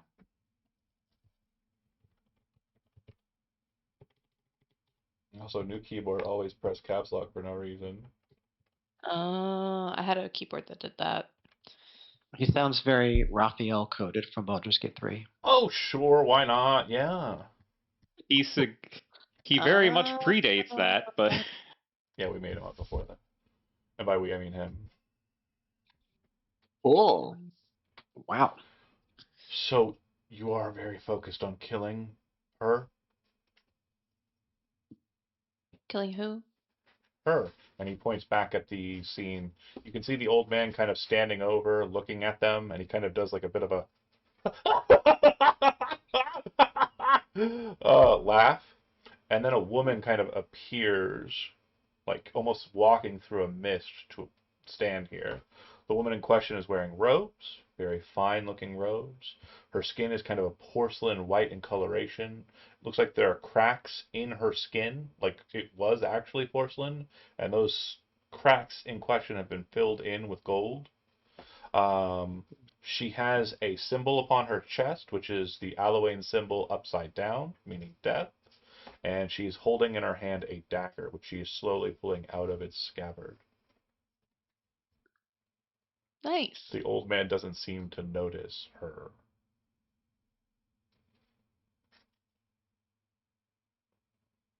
Presume that's the entity. That's what she goes by in your understanding of it, I suppose. The devil will say, or the demon will say. So, you're here to kill her, right? Or just the demon princes? I'd be happy either way. I promise you, I'm not in league with the ones that killed the Godheart. That's not me. If you wish to destroy me, well, you could try. But I promise it would be more an annoyance for me than anything. and I'm not here to inhibit you from doing what you have tasked. Your goal, here at the end of it all, is mine as well. To kill the demon princess? Yes, absolutely, yes. Oh. And I swear to you, it won't be the first time that I've caused the death of some demon princess. John, from his person, is there a symbol that gives a clue as to his Yeah, the gauntlet on his alignment? right arm shows a demon mark, specifically the demon mark of the Deceiver. Vice des Technin, Sultan of the Ever Smoking Mirror, Master of Lies and All Untruths, a bunch of titles that I'm about to find and rattle off to you. So Oh wait, the this is perfect- not a demon prince? This is a demon prince.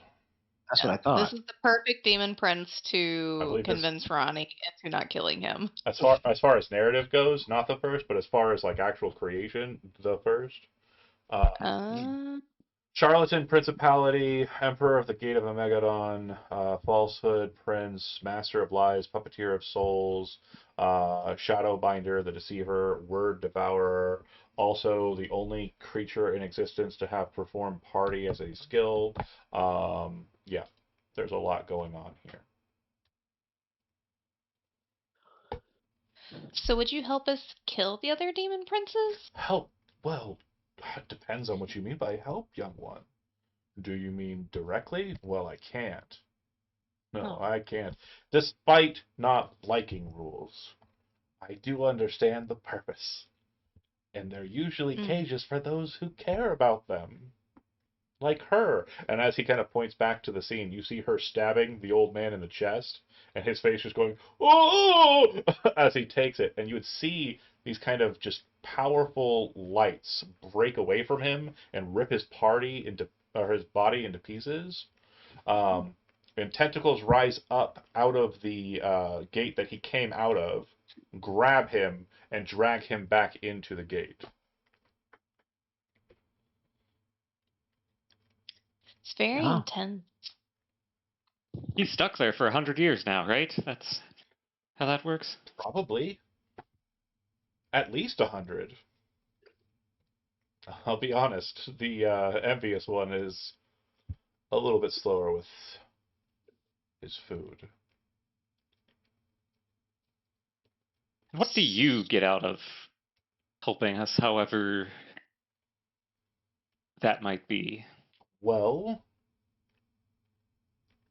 I will be honest with you. Probably the first time I've done it in a while, being honest. Sure. Power. You all have something that I feel will help you in this. I think it's possible for you to do what you are set out to do here. But your time is short. Unfortunately, this doesn't stay this way forever.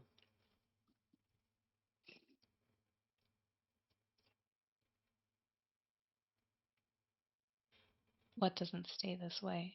As you're saying The that, shortness? you see him kind of pull back, and you see that the gate's doors are pulling inwards very suddenly. Oh. You have a choice. Step forward into the circle or remain here on what you're not even sure of anymore, where you're coming out of. Do you wish to remain in this space, which you presume is one of the 13 hells? Or do you wish to step forward onto the platform with the mysterious woman with the misery cord? And the dead bodies all around her.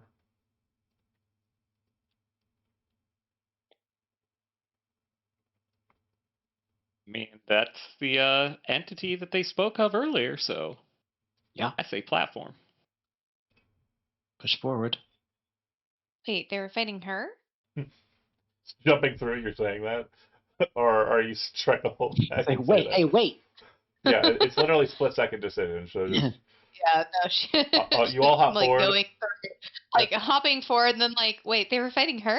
The door's closing, and as you can kind of see him waving, like in the background, like seemingly having followed behind you, there's this fox-headed individual who seems to be smoking a very long pipe, and the two of them just disappear from view. Oh. Oh.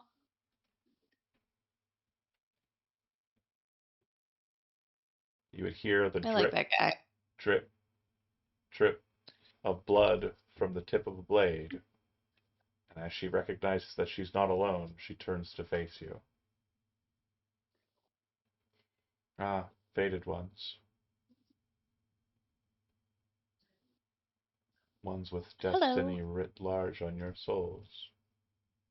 Interesting that you would come to me. So, kind of just flicks the blade. What shall we do this time? This time. I'm scared to talk.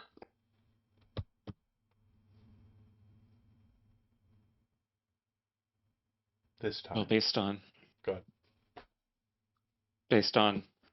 what we saw through the door, our aims are somewhat aligned, and it seems as if you're dispatching demons, demon princes, and we wish to dispatch the ones that consume the God Heart.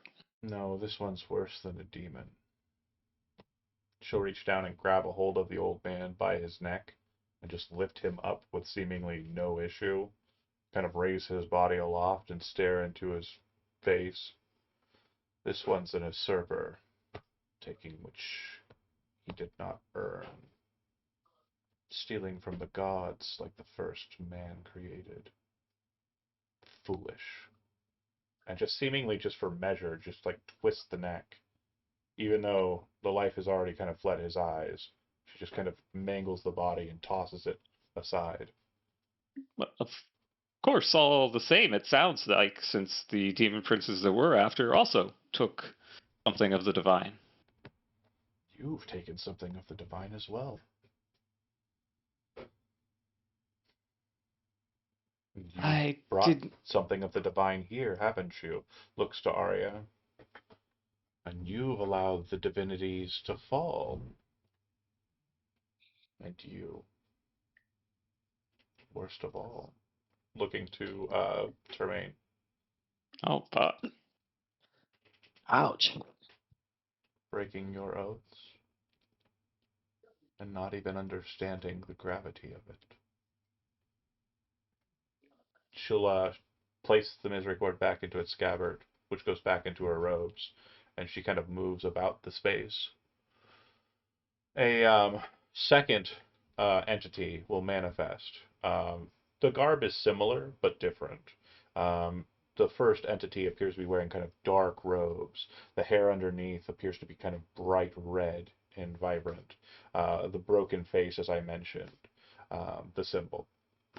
This new entity that appears different in that she is a bit taller. She is also blonde hair, and her robes appear to be kind of deep royal purple in coloration. This new one will stand and remain silent as the other one continues. We've done this so many times, and yet for you it's always the first time. A curse bestowed upon me by an upstart hedge mage.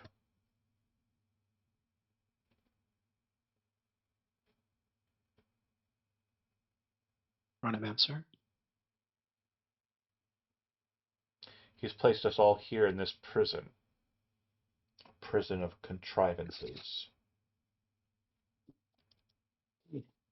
For there not to be a predestined fate means that there is no purpose, so far as I can see.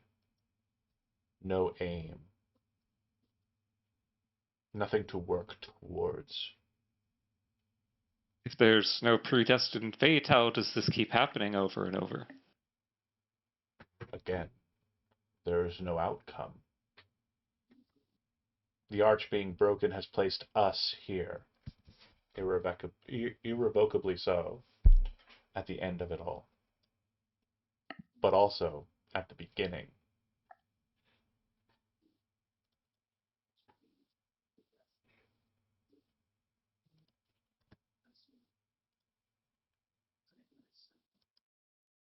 What is it that you would do then?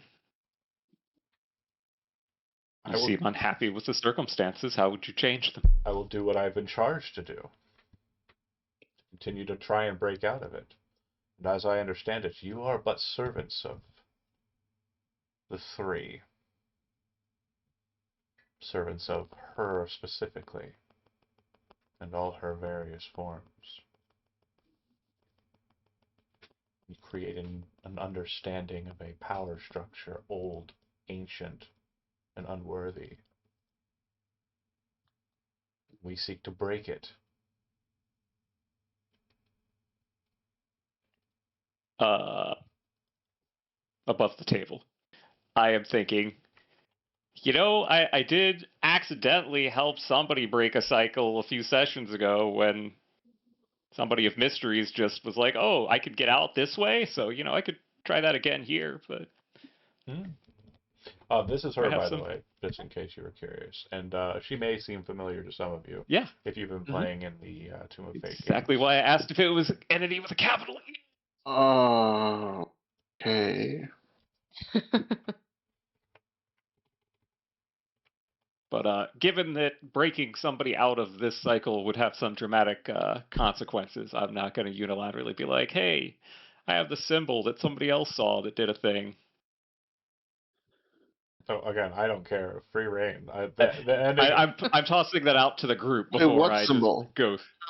So remember when we got taken to the Lady of Mysteries by Lena, and we were asking all those questions and getting context, and then I asked, what am I?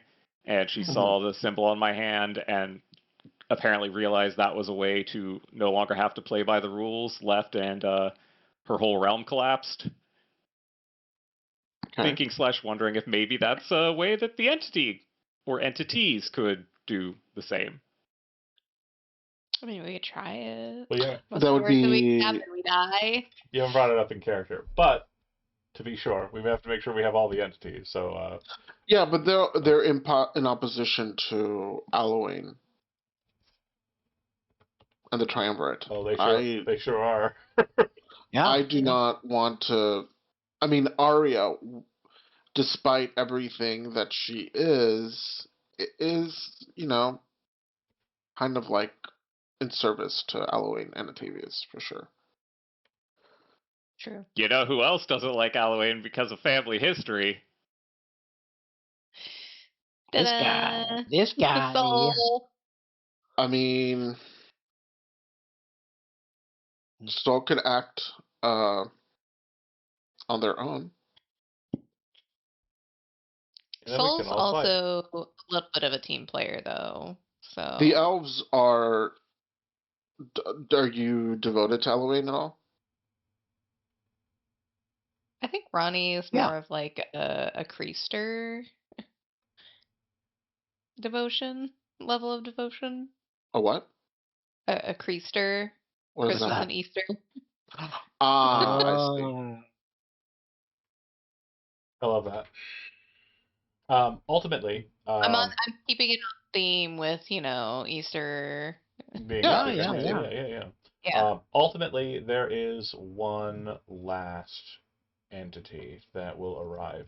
One of the gates will slam open, not the one that you came out of, by the way, and you will see what appears to be a very old man crawling on the ground, and riding atop this old, withered-looking man's back is a woman with fungus growing through her body and one large mushroom cap growing out of her head. She appears to be puppeting this old man, forcing him to move.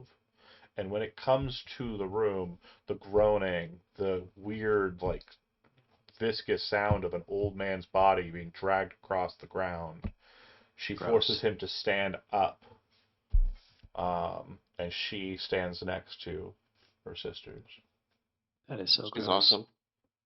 Awesome. Mm. Hey, where's Slayer? He's with you.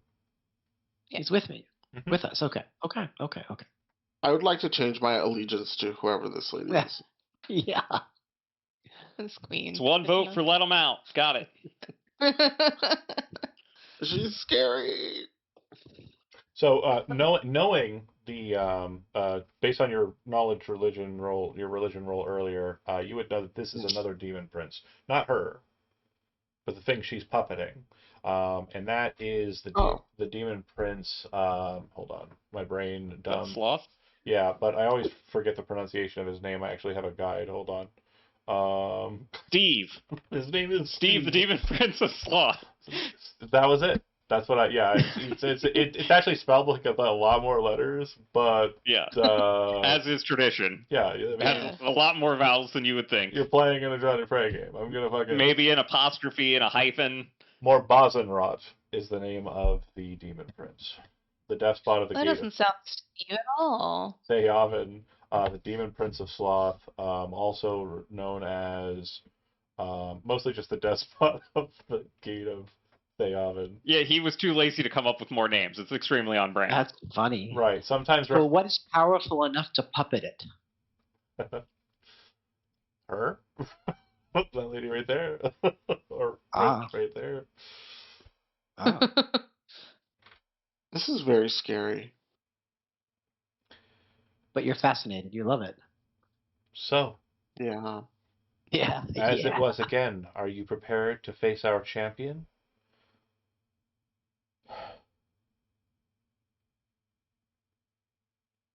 I Who? would wonder if this is how it always goes. Why should it go the same way yet again? Pause for a second. There's a moment as Soul is saying that, Arya, you have a vision. You would see that the cool lady raises her hand in a gesture, and when she does so, this kind of field escapes her. And when it hits the corpses on the ground near them, they just evaporate into nothing, like mist of blood and just gone. After this is done, you would see that the blonde-haired entity points directly at Slayer, whose eyes flare red inside of his helmet, and he turns towards you. This is a vision. This has not happened yet. But you understand what she means when she says, "Are you prepared to face my champion?" She means that you will be fighting Slayer, which now makes you understand why, if you choose to bring him with you, he will die.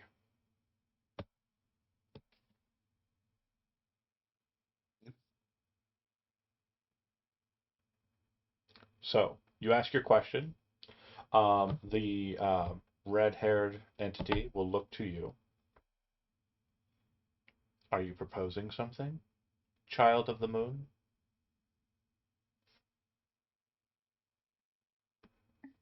What would you do if you could break free of the cycle? The spiral must spin. The spiral is filthy. It is dug through like an auger through filth. Sounds like the Helma. I would purify it of this malady, this usurper, this breaker of the arch of time, and see that fate is restored.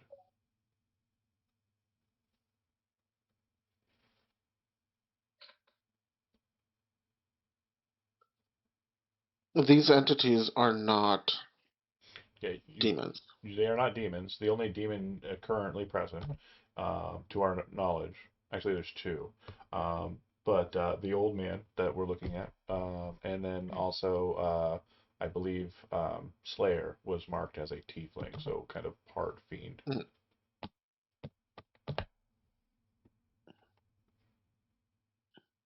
Demon light. Oh, that's funny because he uses light powers with the holy shit. Slayers. Slayers. Yeah, you get it. Like an onion, it's got slayers. Yeah. He's gonna make you cry either way. Yeah, so it's this Oh, pun that no. I made. Oh no. Who or what is this usurper? Atma, Atma. a being that has taken its position amongst the triumvirate. They have broken the arch of time. They did so by riding a massive worm through it. The entity would raise her hand, and as she does so, almost in unison, so too do the other entities. And as they do, the area around you, which is kind of like this like forest, this very deep forest with these strange like iron cauldrons hanging in the branches, everything seems to shift back into the astral sea again, and then the stars in the sky and everything moves by very fast over top, just kind of moving like one of those time lapse videos. Mm. And everything just kind of moves and moves and moves until it comes to a point where you are surrounded by nothing but sand. And strangely, you see a ship on the horizon, moving across the sand, almost as if the ship was sailing on sand. You then see a massive tower appear, seemingly out of nowhere, and in between the ship and the tower, a massive worm which appears to have a tongue shaped like a lady, writhing about inside of its strange maw. And eventually the worm ends up inside of the tower, and the tower vanishes. Hey, that sounds familiar. Does instead on the sands from the ground around them. This seems to be close and visible, but at the same time feels like the forest almost, like ethereal, intangible, present but not. Instead of present and here, like my cat, who is now blocking the camera. Why can't you be more like Nayland, who just sits very nice? That's the sandworm. He's the sand. He's got to be a ham. I'm gonna show my Yeah. butt to you guys. Check it out. It's Ham, Did you see it? ham worm. Oh, I hope he doesn't ever get worms. It's gross. yeah. She is a worm. Oh, he is a worm. Are He we is- gonna have to kill Dan's character, Cardiff? We're gonna have to kill Dan. Hey, nobody said you Oh. have to do anything. Your original purpose was to come in here and So- kill demon princes. As like Someone breaking time. I don't love people like I don't love it when like entity is fucking around with time. That gets on my nerves as a player. Do I mean Atma as somebody like versed in religion, like what do I know about Atma? What is my relationship to Atma? Roll a religion check. It is definitely the dark, the deeper kind of knowledge, for sure. So if you are very, very, very, very deep into religion, then we shall see. Atma is a symbol. It's believed by many that the Atma symbol, which is a circle with three kind of like squigglies out from it, basically Mhm. take the number 6 and then kind of move it in a circle and kind of stop it at 3 points, so it has like a that look. Mhm. It is seen as the crux that holds together the other 3 cruxes. It holds together the moon and star, which in its own way forms a cross. It holds together the Atavian cross, which the arrow in its own way forms a cross, and it holds together the Ashtari cross, which is a compass. Most people never caught that because Ashtar is the least focused on one. But yeah, they all form crosses, and there's a 4th cross that holds the crosses together, the Atma. But it in itself is just a symbol, and it's usually utilized by like death cults or people who seek destruction. That's not good. Not good at all. Yeah. Well, we want to oppose Atma. In I mean, it's associated with death cults. For sure.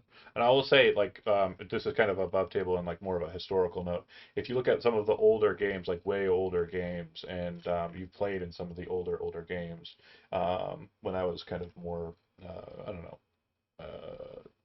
not as skilled a storyteller or artist, Mm. but a lot of the evil guys will have an Atma on their sim or on their person. So a lot of my older drawings of orcs, because of, orcs were the bad guys. Um, they have Atmas on their personage. We all start from somewhere. Yeah, well, Okay.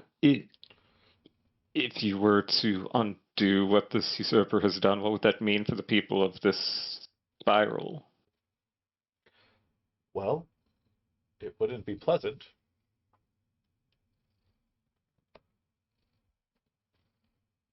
For fate to be restored, this fateless era must end.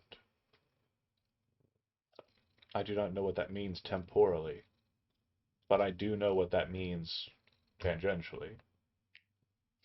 The spiral will stop for a time, and everything on it will be shaken off.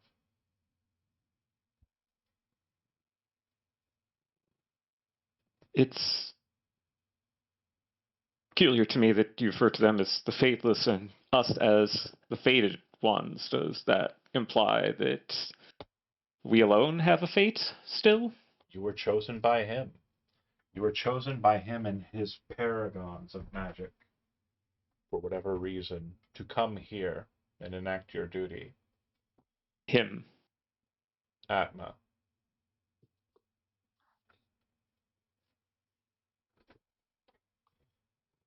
So he wants us to restore fate?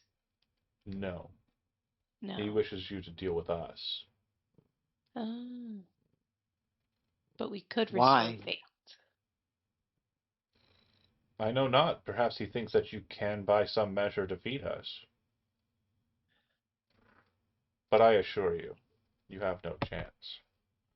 Does that Well, mean anything to us, Paragons of Magic? Roll an Arcana check.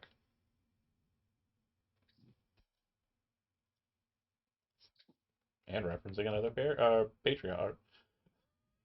We both got 22, so I guess Let's go.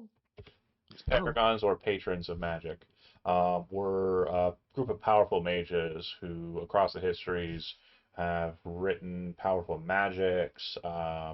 It's believed that they have a connection to kind of the outer essence of magic itself, and their training and utilization of magic is considered almost divine, but not like actually divine, like the magical or scientific version of what it would be considered to be like inspired. So like these are figures like in our like real life, they are to magic as like Albert Einstein is to physics or mathematics or whatever he was cool for. I'm dumb, so I have no idea. Uh, smart guys. They're the smart guys Or of the like universe. Newton or Copernicus? Yeah, Like but their that. their names are Okay. definitely more varied. There's Bartleby the Scribe, who was like a very studious individual. I'm seeing a hand raised. I'd like to point out that guy. What's he want? What has he got to say? Or are you saying that I'm Bartleby? Given some love for Bartleby the Scribe, but no. So I just above the table. I feel like I'm asking. Want to ask some questions that maybe Yeah. I missed, or maybe I'm just dumb. But Lock in. so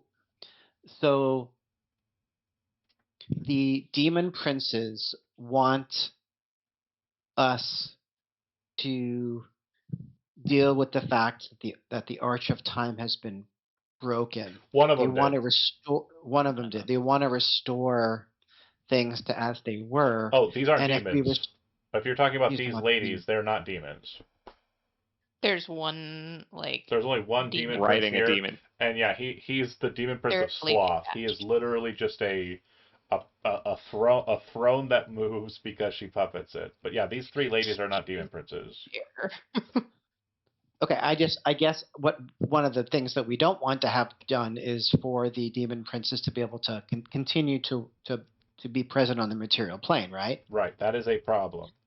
So how do we stop that? Destroying them, and that's apparently what the guy who you just talked to, who was also a demon prince, but not doing any shenanigans, was not among the number that you saw. He was Yet.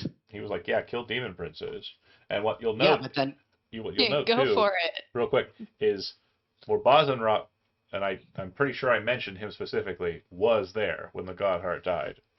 And so it's very much the case that not only is she writing a demon prince, she's writing a demon prince that has Godheart powers in it. So even Okay. more crazy powers to be able to control that and ride it like a penny horse outside of a Kmart. Okay, so but that one that said, okay, go ahead and do it, didn't seem to be concerned that we would do it to them as well. Oh, didn't think you were going to try. Yeah. And he's in the... Or that we'd be successful. Yeah, he'd probably not. Ron thinks it's really cool. Yeah. Also, the fox Not that that means much. the fox-headed individual, too. She didn't really get to talk to him. I just want to hear that Them. voice, John. Them. Yeah, I corrected myself. the voice is definitely a good one. Is the best part of it. But you didn't stay inside the door. You guys walked through. So here we are. It's true. But It's yeah, true. some other, just to kind of throw out a couple of the other patrons of magic, there was Rakosh the Timely, who was a chronomancer, dragonborn, said to have died on a large turtle island. There was Ruben Nairuel Runali, who was a conglomerate operator, who you believe also operated inside of the Wizard War. There was Venkar the Black, a powerful necromancer who was Lord of the Dragon Isles for a time. Landre the Fool, Eslo Shadel, a lot of cool people that you... Benson Bardock, the Hand of Mudis was a patron of magic. A lot of these like people who kind of had like notoriety as mages. Ruben's probably the youngest of the lot. Somebody who's kind of close to contemporary temporally to you.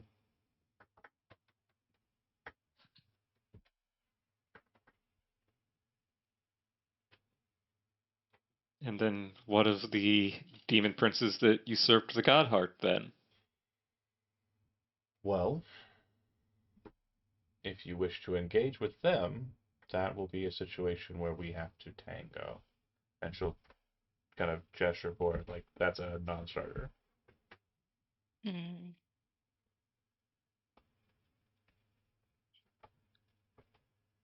But would you be willing to be done with them if it let you break free? God damn, you're asking the good questions tonight. She is going to look. Now who's tempting who? She is going to look to her sisters. And the only one that seems to be kind of reluctant is the patina-haired one. That makes sense. Because she's writing one right now? Make an insight check, everybody who wants to. Ah, Ooh. incite it. We will incite a riot. Go. I got a 1. Get those rolls out now. Arya and Arya alone, which I guess makes sense as the Oracle. Arya, Yeah. being a very large fan of boys and boys kissing you, just based on historical evidence with all the boys. The look she gives when the sister looks to her after what Soul had proffered is the look of somebody who is in love with somebody who would be directly affected by that as a choice. It is very much a love look. So she likes more Bazenrot. Real quick note, my insert character.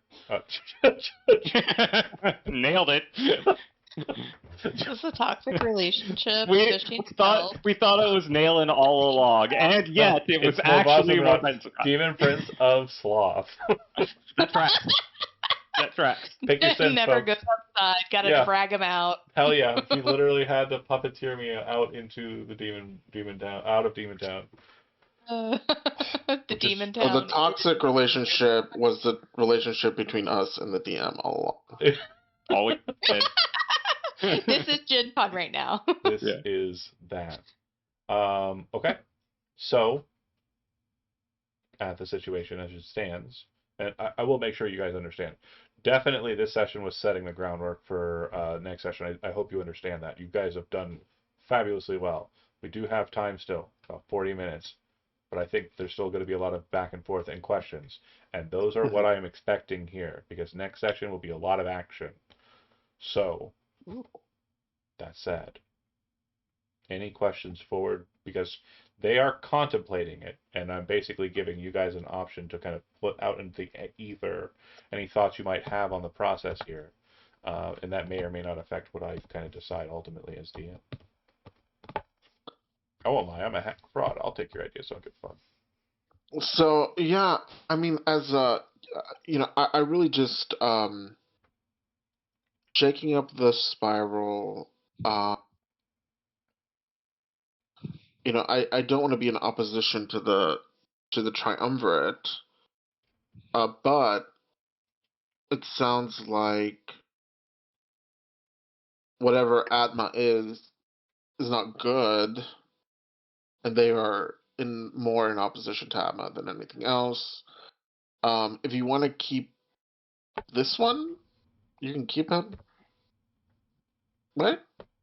I don't know that's how that works, but No, I don't know. why not? I mean, she looks like she's got him under control.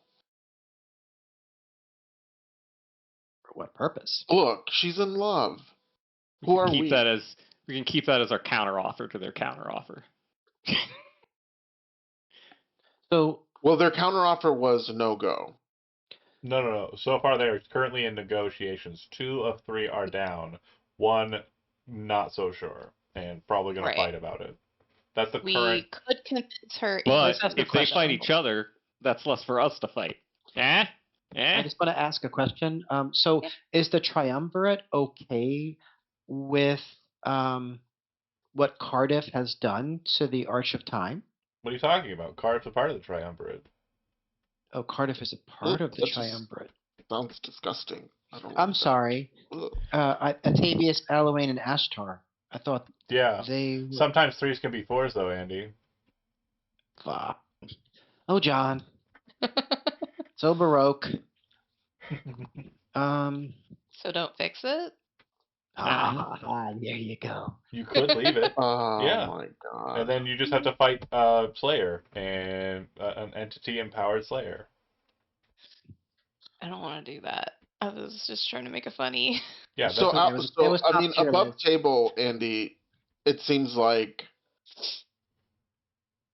Cardiff just sort of inserted himself into the mix. 100%. I guess what I'm saying, they must not be happy about that, right? Yeah, and above table, we'll discuss that real quick. So I just want to make sure you guys are very understanding of the Cardiff narrative. It has been told a couple of times, but I want to make sure it's on the docket. It began in a game called Bloodright. This was the first Friday game.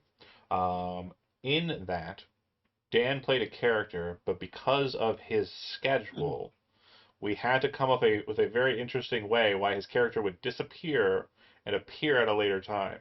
So instead of playing one character, he played many characters, all of which were named Cardiff, and all of which were alternate universe versions of one another, like Rick from Rick and Morty, or Doctor Who kind of shenanigans. So he would die, and then he'd be in the next session because they found another one. His goal... That's why there's a town of them. Yeah, exactly. Or perhaps like it's almost like a Reed Richards council kind of deal with that situation. But we won't get into that too much. No spoilers. But the goal of the original Cardiff was to stop that from happening. In their first attempt, they split what was their timeline into 16. And there was a mirror that allowed you to see into it and see the spectrum of those 16 different existences. The mirror was broken.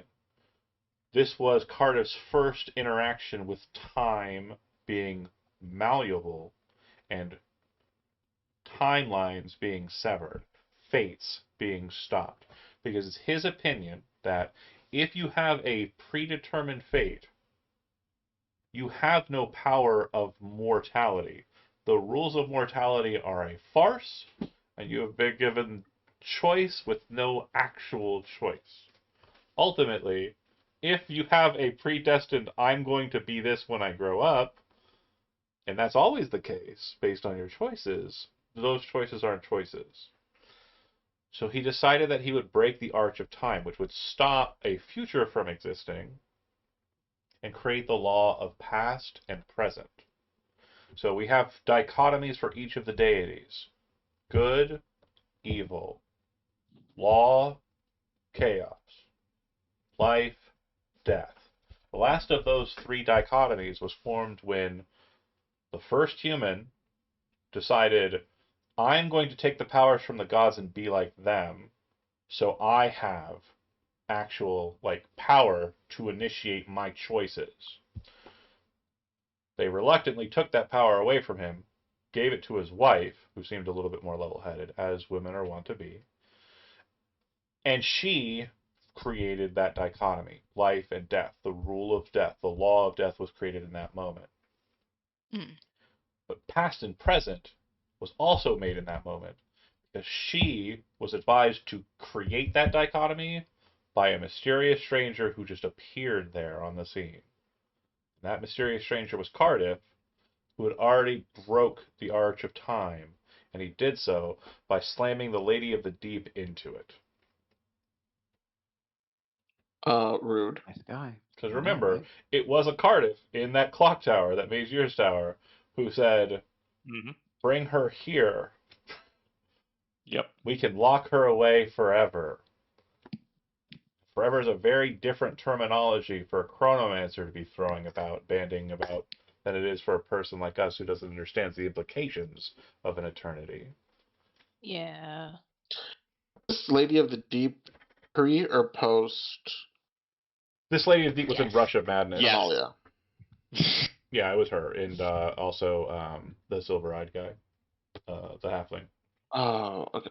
Yeah, they broke the Arch of Time. Well, they were used as an implement to break the Arch of Time. Mhm. That's rude.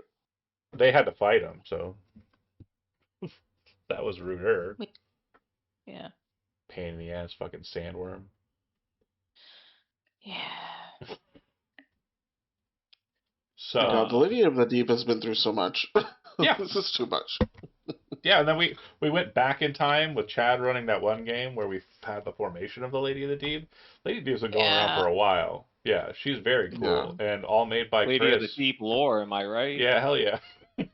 Bazinga.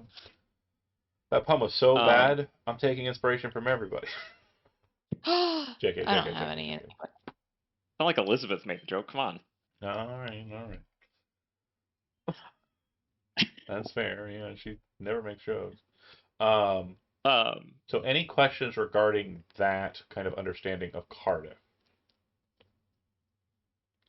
So he was there at the beginning, but beginning is a very weird thing to say when you take it as coming from a chronomancer.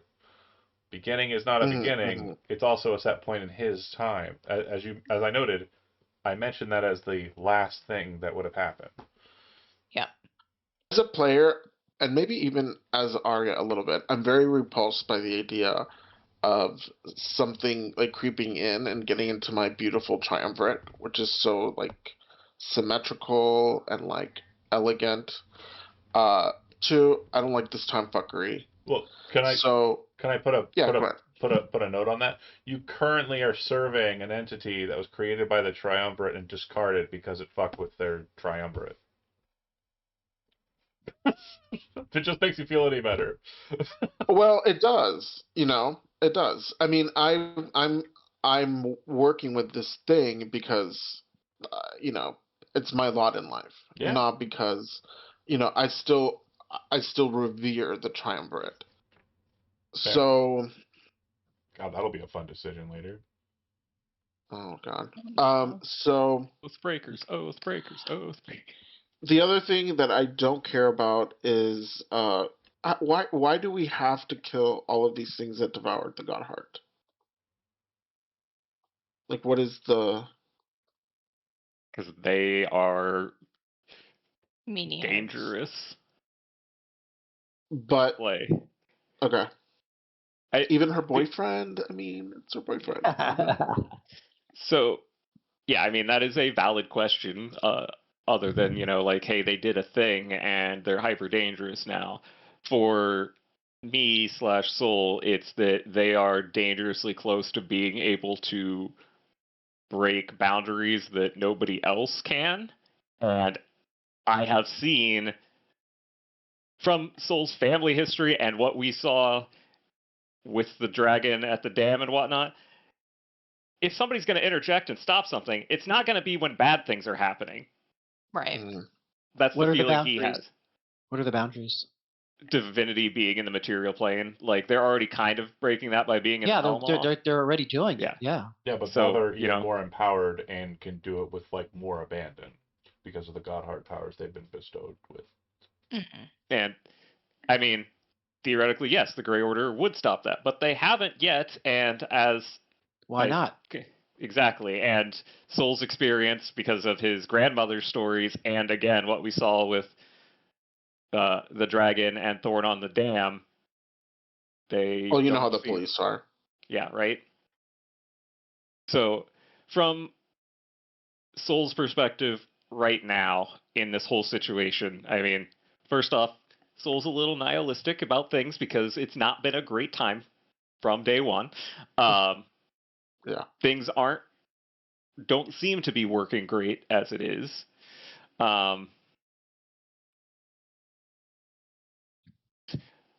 We have heard both from them and from our doppelgangers earlier on that approaching this that way has not worked yet.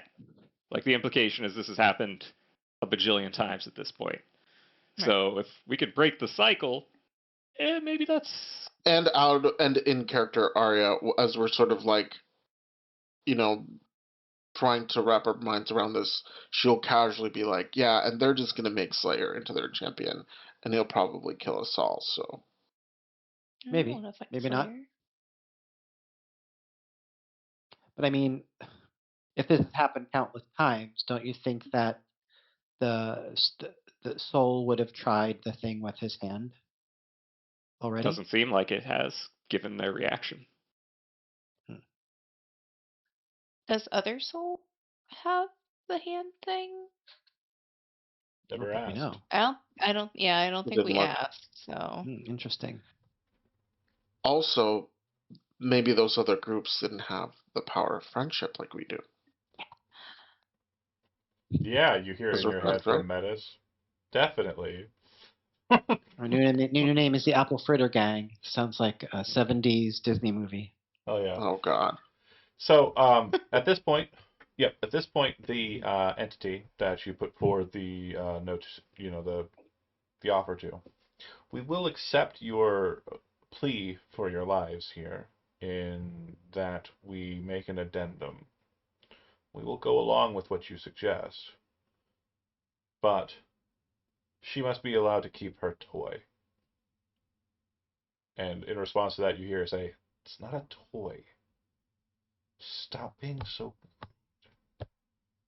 And this will cause the blonde-haired one to kind of, and the red-haired one to look angrily at the patina-haired one. Deal? Ronnie just looks down at him like,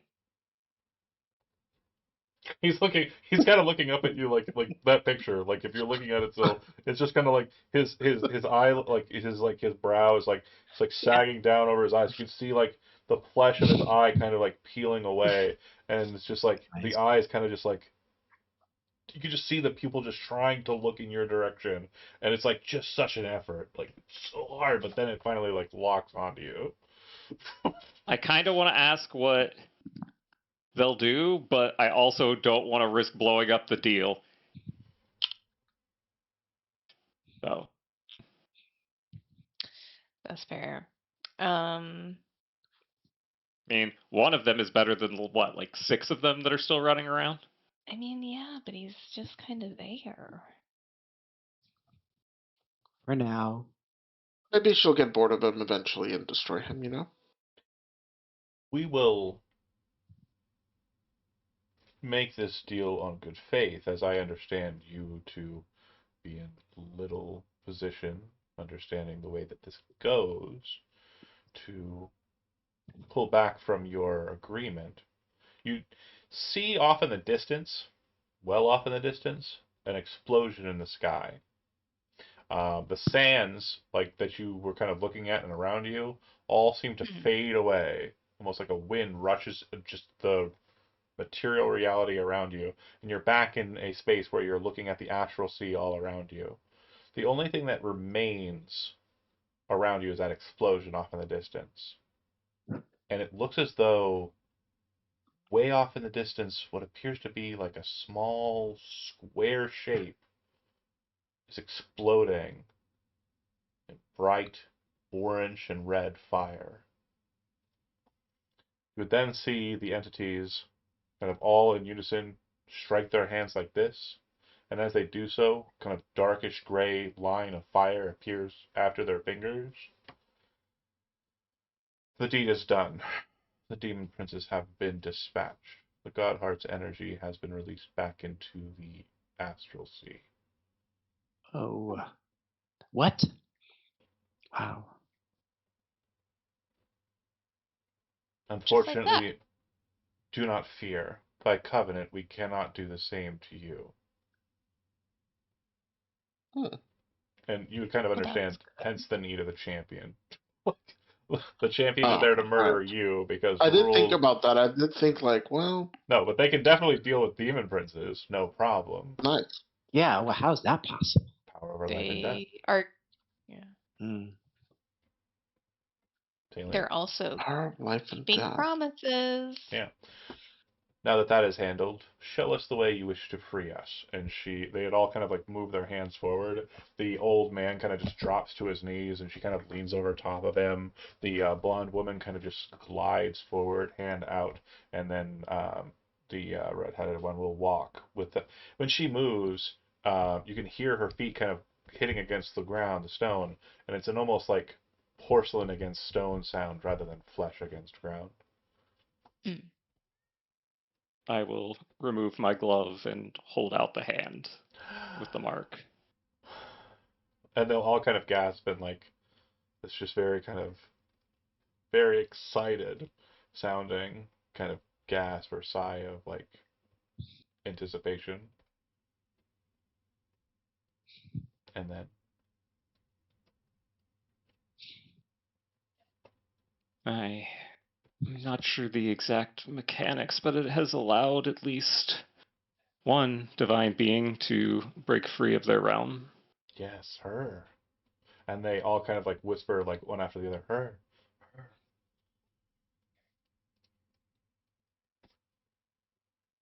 Soul's still just holding their hand out towards them. All three kind of like reach ever forward at just this very slow, very stoppable event.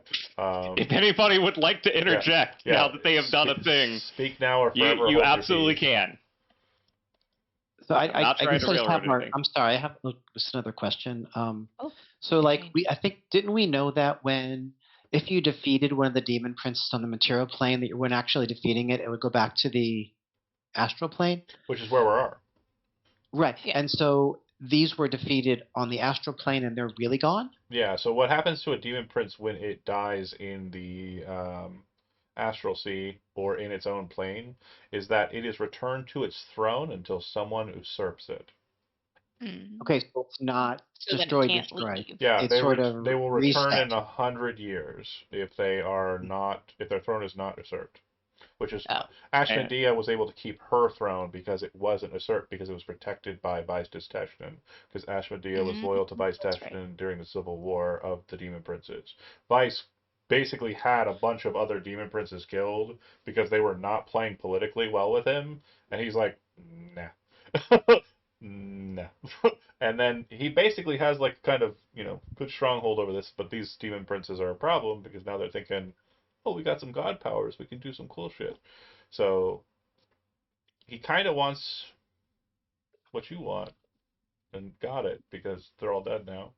But focusing back up, they touch your hand.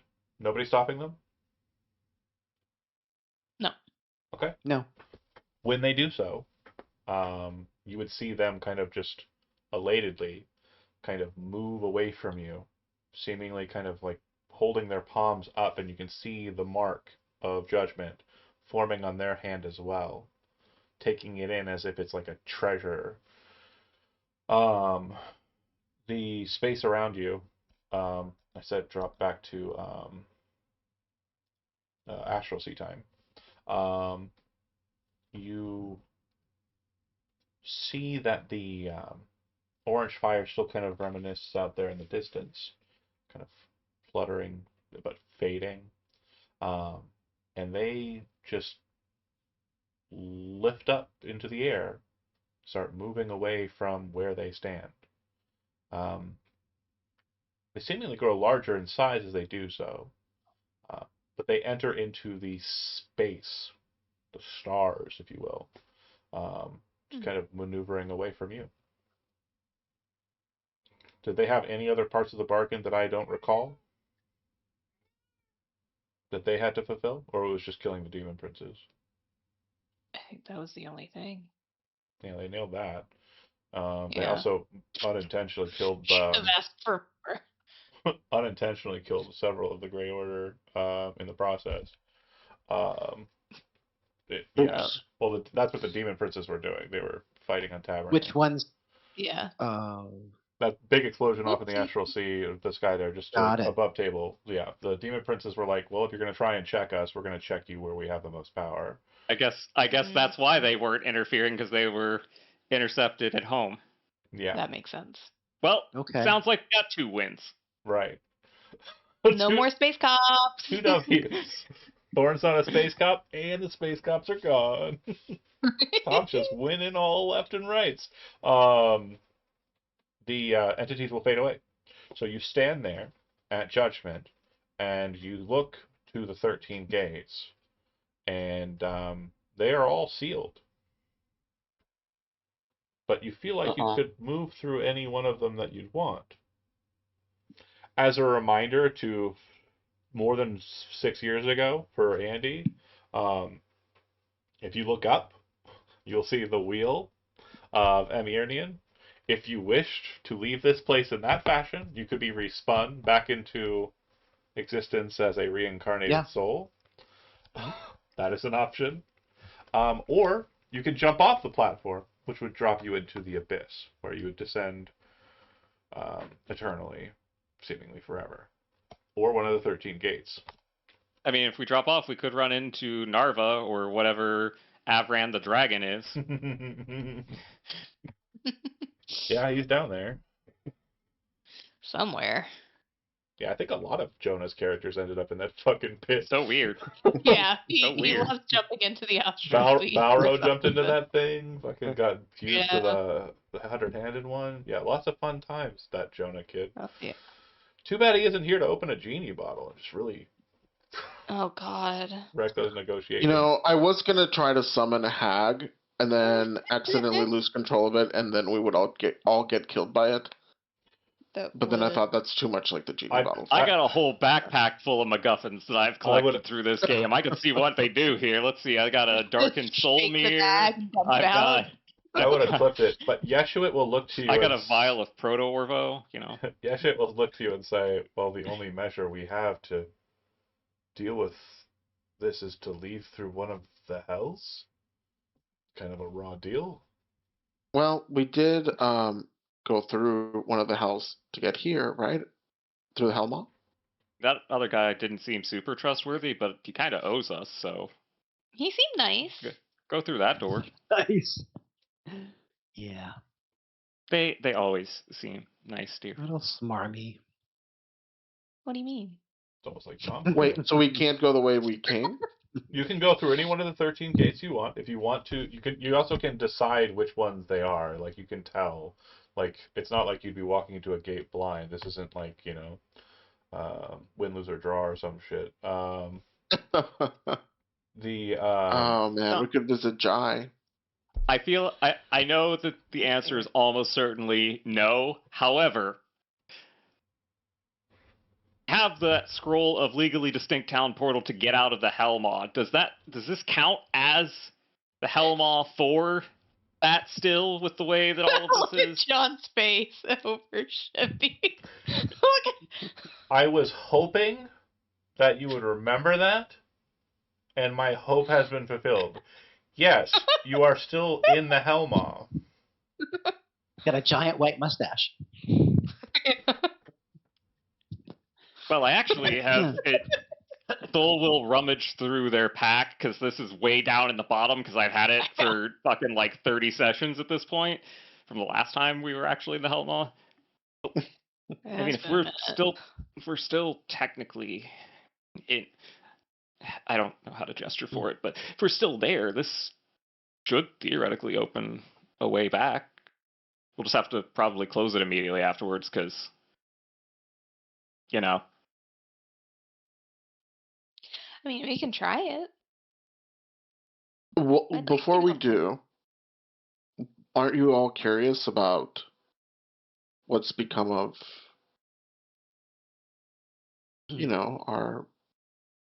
our others? Can we even make it back to them? I thought we could go back. We can't go back. Maybe they're gone.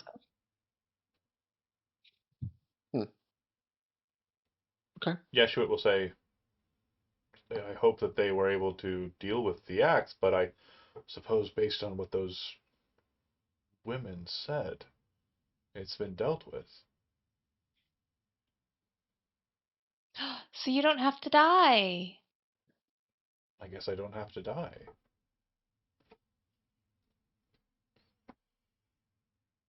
What have you got there, Soul? Yeshua would say. It's a scroll that's supposed to open a way out of the Hellmaw back to Cardend. Then let's And be again, on. Let's be on with it. Unless you wish to go through a hell to get there. I mean, that one guy did seem like he might owe us, but I don't get the impression that he's super trustworthy. So maybe we'll just bank that for later. What do you mean? He's literally the deceiver. Okay. But I've he seems always heard like... that he's honest when it matters, but that's, anyways. Do you cast the spell? I think he's the scroll? dishonest when it matters. I absolutely do. There's no way there will be negative consequences. Slayer here. was standing next to you when it happened. The scroll cast forth a bluish ring, kind of an oval shape, and then a very bright white light emanates out of it. Immediately after the white light emanates from it, there's this flash, and this very large and sharp sound. When you come to, some of you are kind of laying on the stone near to where that is, hurt. I'm going to say everybody pick up, you can't really, you don't have dice, but pick up a total of 10 d6 and roll those for me, please. Each individually.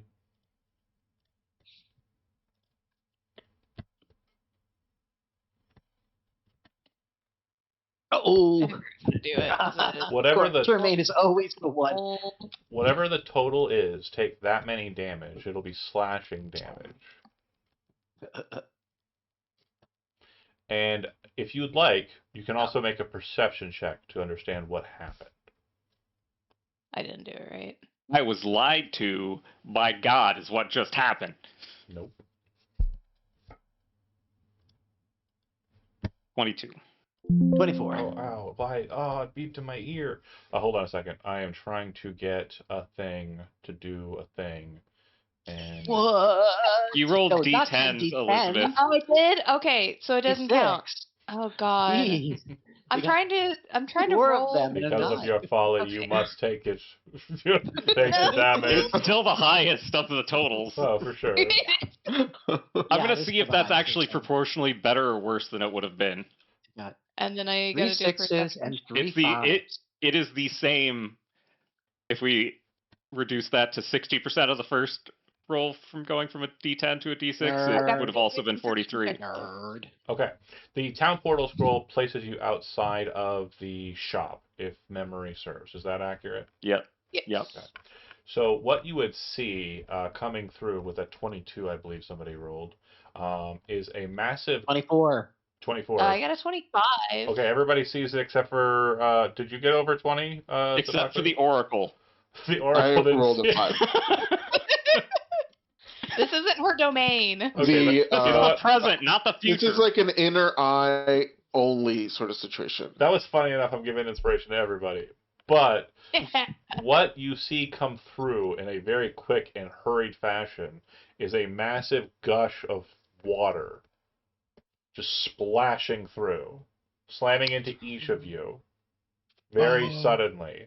You would see that Slayer has been cut clean in half by the gush of like water that slammed out of the What? portal. And you can see that on the other side, after a very, very long time, there is a But measure of drainage to a point where it looks like the water in the immediate area of the other side of the portal has flooded out into the astral sea. There's now just a pocket of water hanging out in the astral sea that was brought here by you. Oh, the dam broke. Damn. The dam broke. Yeah, that's what broke. Yeah.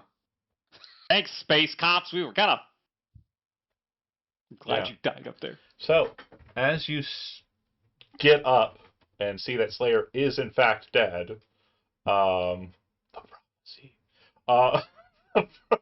the nature of We what faded for fate not existed. the nature of what you see on the opposite side is an immediate horror show of what you had anticipated. You anticipated Cardend as it was, but you see Cardend with a pretty heavy layer despite your efforts to drain a very large quantity of the water. You were kind of up on a hill, so not like a crazy amount, but enough to kill a guy in one shot. Yeah.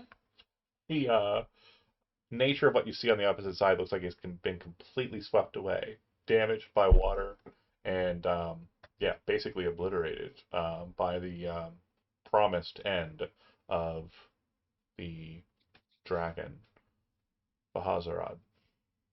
Oh, Soul, your parents. They were thinking about leaving, so perhaps they got out in time. I hope they did. The little bone What about guy. Mom? I'm thinking, what about Mom? I'm not going to comment on any of the hypotheticals here because yeah. Yeah. So out into the aftermath you would go, Yeah. and seeing the destruction writ large of Cardend swept away by water, there's very much an understanding that the space appears to be reflective of what you had anticipated. When you look to the north towards Balthanir, you would see that the mountain is broken at the point where the dam was. Looks like it has been completely and utterly destroyed. At the kind of precipice therein, there appears to be a broken and dead body of a very massive dragon, a Bahazarat-sized dragon, up near that location, kind of up the mountain, visible from even down here. But you do see that there are a couple of small boats kind of floating about, and some boats that look like they've been strapped together, bound together, to form little flotillas in areas nearby. You are standing on a hill. The shop was up on a hill, as I mentioned. So just down the hill from you, you can see that the tavern is completely submerged. You can see that there are other spaces nearby that look like they have been kind of troubled or completely washed away. The only standing things that you could see on the Cardend scope would be the windmill and shrine of Redhill. It looks like the tower windmill of Marshtown to the south. And you're pretty sure that due to the distance, the keep is fine. It looks as though most of the flooding has kind of contained itself in the midtown area. but it does look like there's a kind of series of waterways that have made their way towards the Helma. And the presumption is that the flooding, which should be constant because there's still water running from the mountain, Yeah. big waterfall dam blocking it. It looks as though it's now creating kind of a circuit between the mountain and the Helma. And I will ask you this question before we can end the game. There are 3 points of interest that I've mentioned here that are of import. If you wish to bring forward another option that I did not point out, we can definitely look at that. But these 3 options that I have, kind of just current, are Mount Balthanir, the Helma, and Lycoy Keep. Which of those would be your main kind of direction? I got a 4th option. What's that? The Feywild, the Arch. Oh, so that's a bit south of here. So, yeah, you could definitely try for that if you want to. Anybody have any other options, or do you have one of the choices that I've mentioned that you'd like to kind of focus in on? Can you explain what we saw about Balthanir Keep again? Sorry. The broken dam and the dead dragon kind of like blasted against the side of the mountain. Castle? You can't see the castle from Cardend, never could, because it's up there and kind of like tucked away, so you can't see it. Dang. I mean, sounds like dry land. It is dry as fuck. Yeah, it definitely. So if we're not going to the Feywild, I mean, high up, we can see some shit. Then Lycoy Keep is a distance away that you know that it's kind of in like its own little ravine, and so there's like a pretty decent hillscape between you and here. And the hillscape kind of forms a bowl on this side. So you're pretty sure Lycoy Keep is kind of in a pocket of drier area.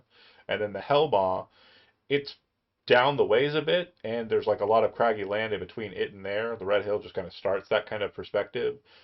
But it does look like there are waterways that are forming. Like the water's pushing in that direction. It's headed southbound. And the presumption is that all these kind of like trailing path that you can see at the edge of the lake you're now in, they complete their circuit at the Helma. Like they cascade into the Helma. Right. Do we have a purpose, like a objective? I mean, between the 4 of us, other than to head for Highland and look out and see. I mean, our original objective going into the Helma is kind of closed. Now it's like You've done the deed. Yeah, we've done Before the we deed. wanted to chase after and end King Balthanir, who turned out to be more than we imagined. And We he killed died. him. Yeah. He died. He was So- a vampire. My first thought is like the survivors, Mm-hmm. and being of service to them. I see Tom starting to smirk. I don't know. No, sorry, I was looking at something. I mean, I think that trying to find. It's like fuck the survivors. I mean, maybe that would normally be a soul decision. No, I mean, that makes sense because we know a lot of the people in the town. John, I guess follow-up question, the way you're describing it sounds like there's still stuff kind of happening, so does it seem as if this just happened or happened fairly recent? Yeah, it definitely looks like it's recent. From what you can tell of like when the water drains away, like the shop that you saw got blasted, I mean, it looks very fresh. Like it hasn't been submerged for a super long time. So, like, maybe about the time that the explosion happened with the thing. So, like, we saw maybe we're the bad guy. Maybe a little earlier than that, but yeah. Okay. Between minutes to hours. So maybe we're not the bad guys. Right. Well, wasn't there fear of it flooding at one point anyway? Yeah, if the Dragon Lich died, it would flood, and it appears that has happened. Looks as though the Dragon Lich came to try and possibly stop it, based on the fact that its head is kind of pointed at the dam's remnants. But yeah, somebody came back and definitely did the deed. They blew up the The I mean, Lich it was kind of slasher. known that that was going to happen once Thorn got yanked away from the fight and King Balthanir was dead. Wasn't there a push? Did we do a push to evacuate or no? Yeah, you did. And then Okay. after that was like cleared, and you were like, okay, cool, it's not going to happen. You guys then immediately kind of went to the Hellmaw. And Right. then So we don't know whatever, what happened to everyone after that. whatever happened therein has caused that to happen. Well, we did, we did put in our best effort to like save people. So, I mean, I guess we can, like you said, Soul, we can head to the mountain and I would say either, yeah, Balthanir keep or perhaps Blythewood keep if it may be fortified since it's home. well, we can inspect the corpse and we can make sure that the what's the terminology, John, for like the dragons Soul thingy? Gem? Yeah. Like, is there any possibility that there are remnants that need to be disposed of or whatever? Gotcha. So the main thing is just to kind of investigate the mountain and see what can be done. Okay, Yeah. perfect. So we'll begin next session with your ascent, and we'll kind of discuss the dam as you proceed to it, and then potentially moving up to the palace and the summit therein. Yeah. Good stuff. Not exactly where I expected us to be, but a very fun place nonetheless. That's what we're here for. I believe that next session will be, like I said, more action packed. It'll be kind of a situation where we're entering into a little bit more kind of mechanically tense situations. So just be prepared for that. And yeah, thanks for watching those that did. We'll be playing next week. And then after that, we'll be taking a hiatus. We have yet to decide whether we're going to do the finale on stream or we're just going to do the finale for ourselves, possibly at a convention later this year. We'll come to that decision probably more so after next session. I think would be a good choice to decide what we're going to do with it. But keep an eye here for at least next session, and you'll kind of have an idea of what will be happening moving forward. Thanks for watching, and see you next time.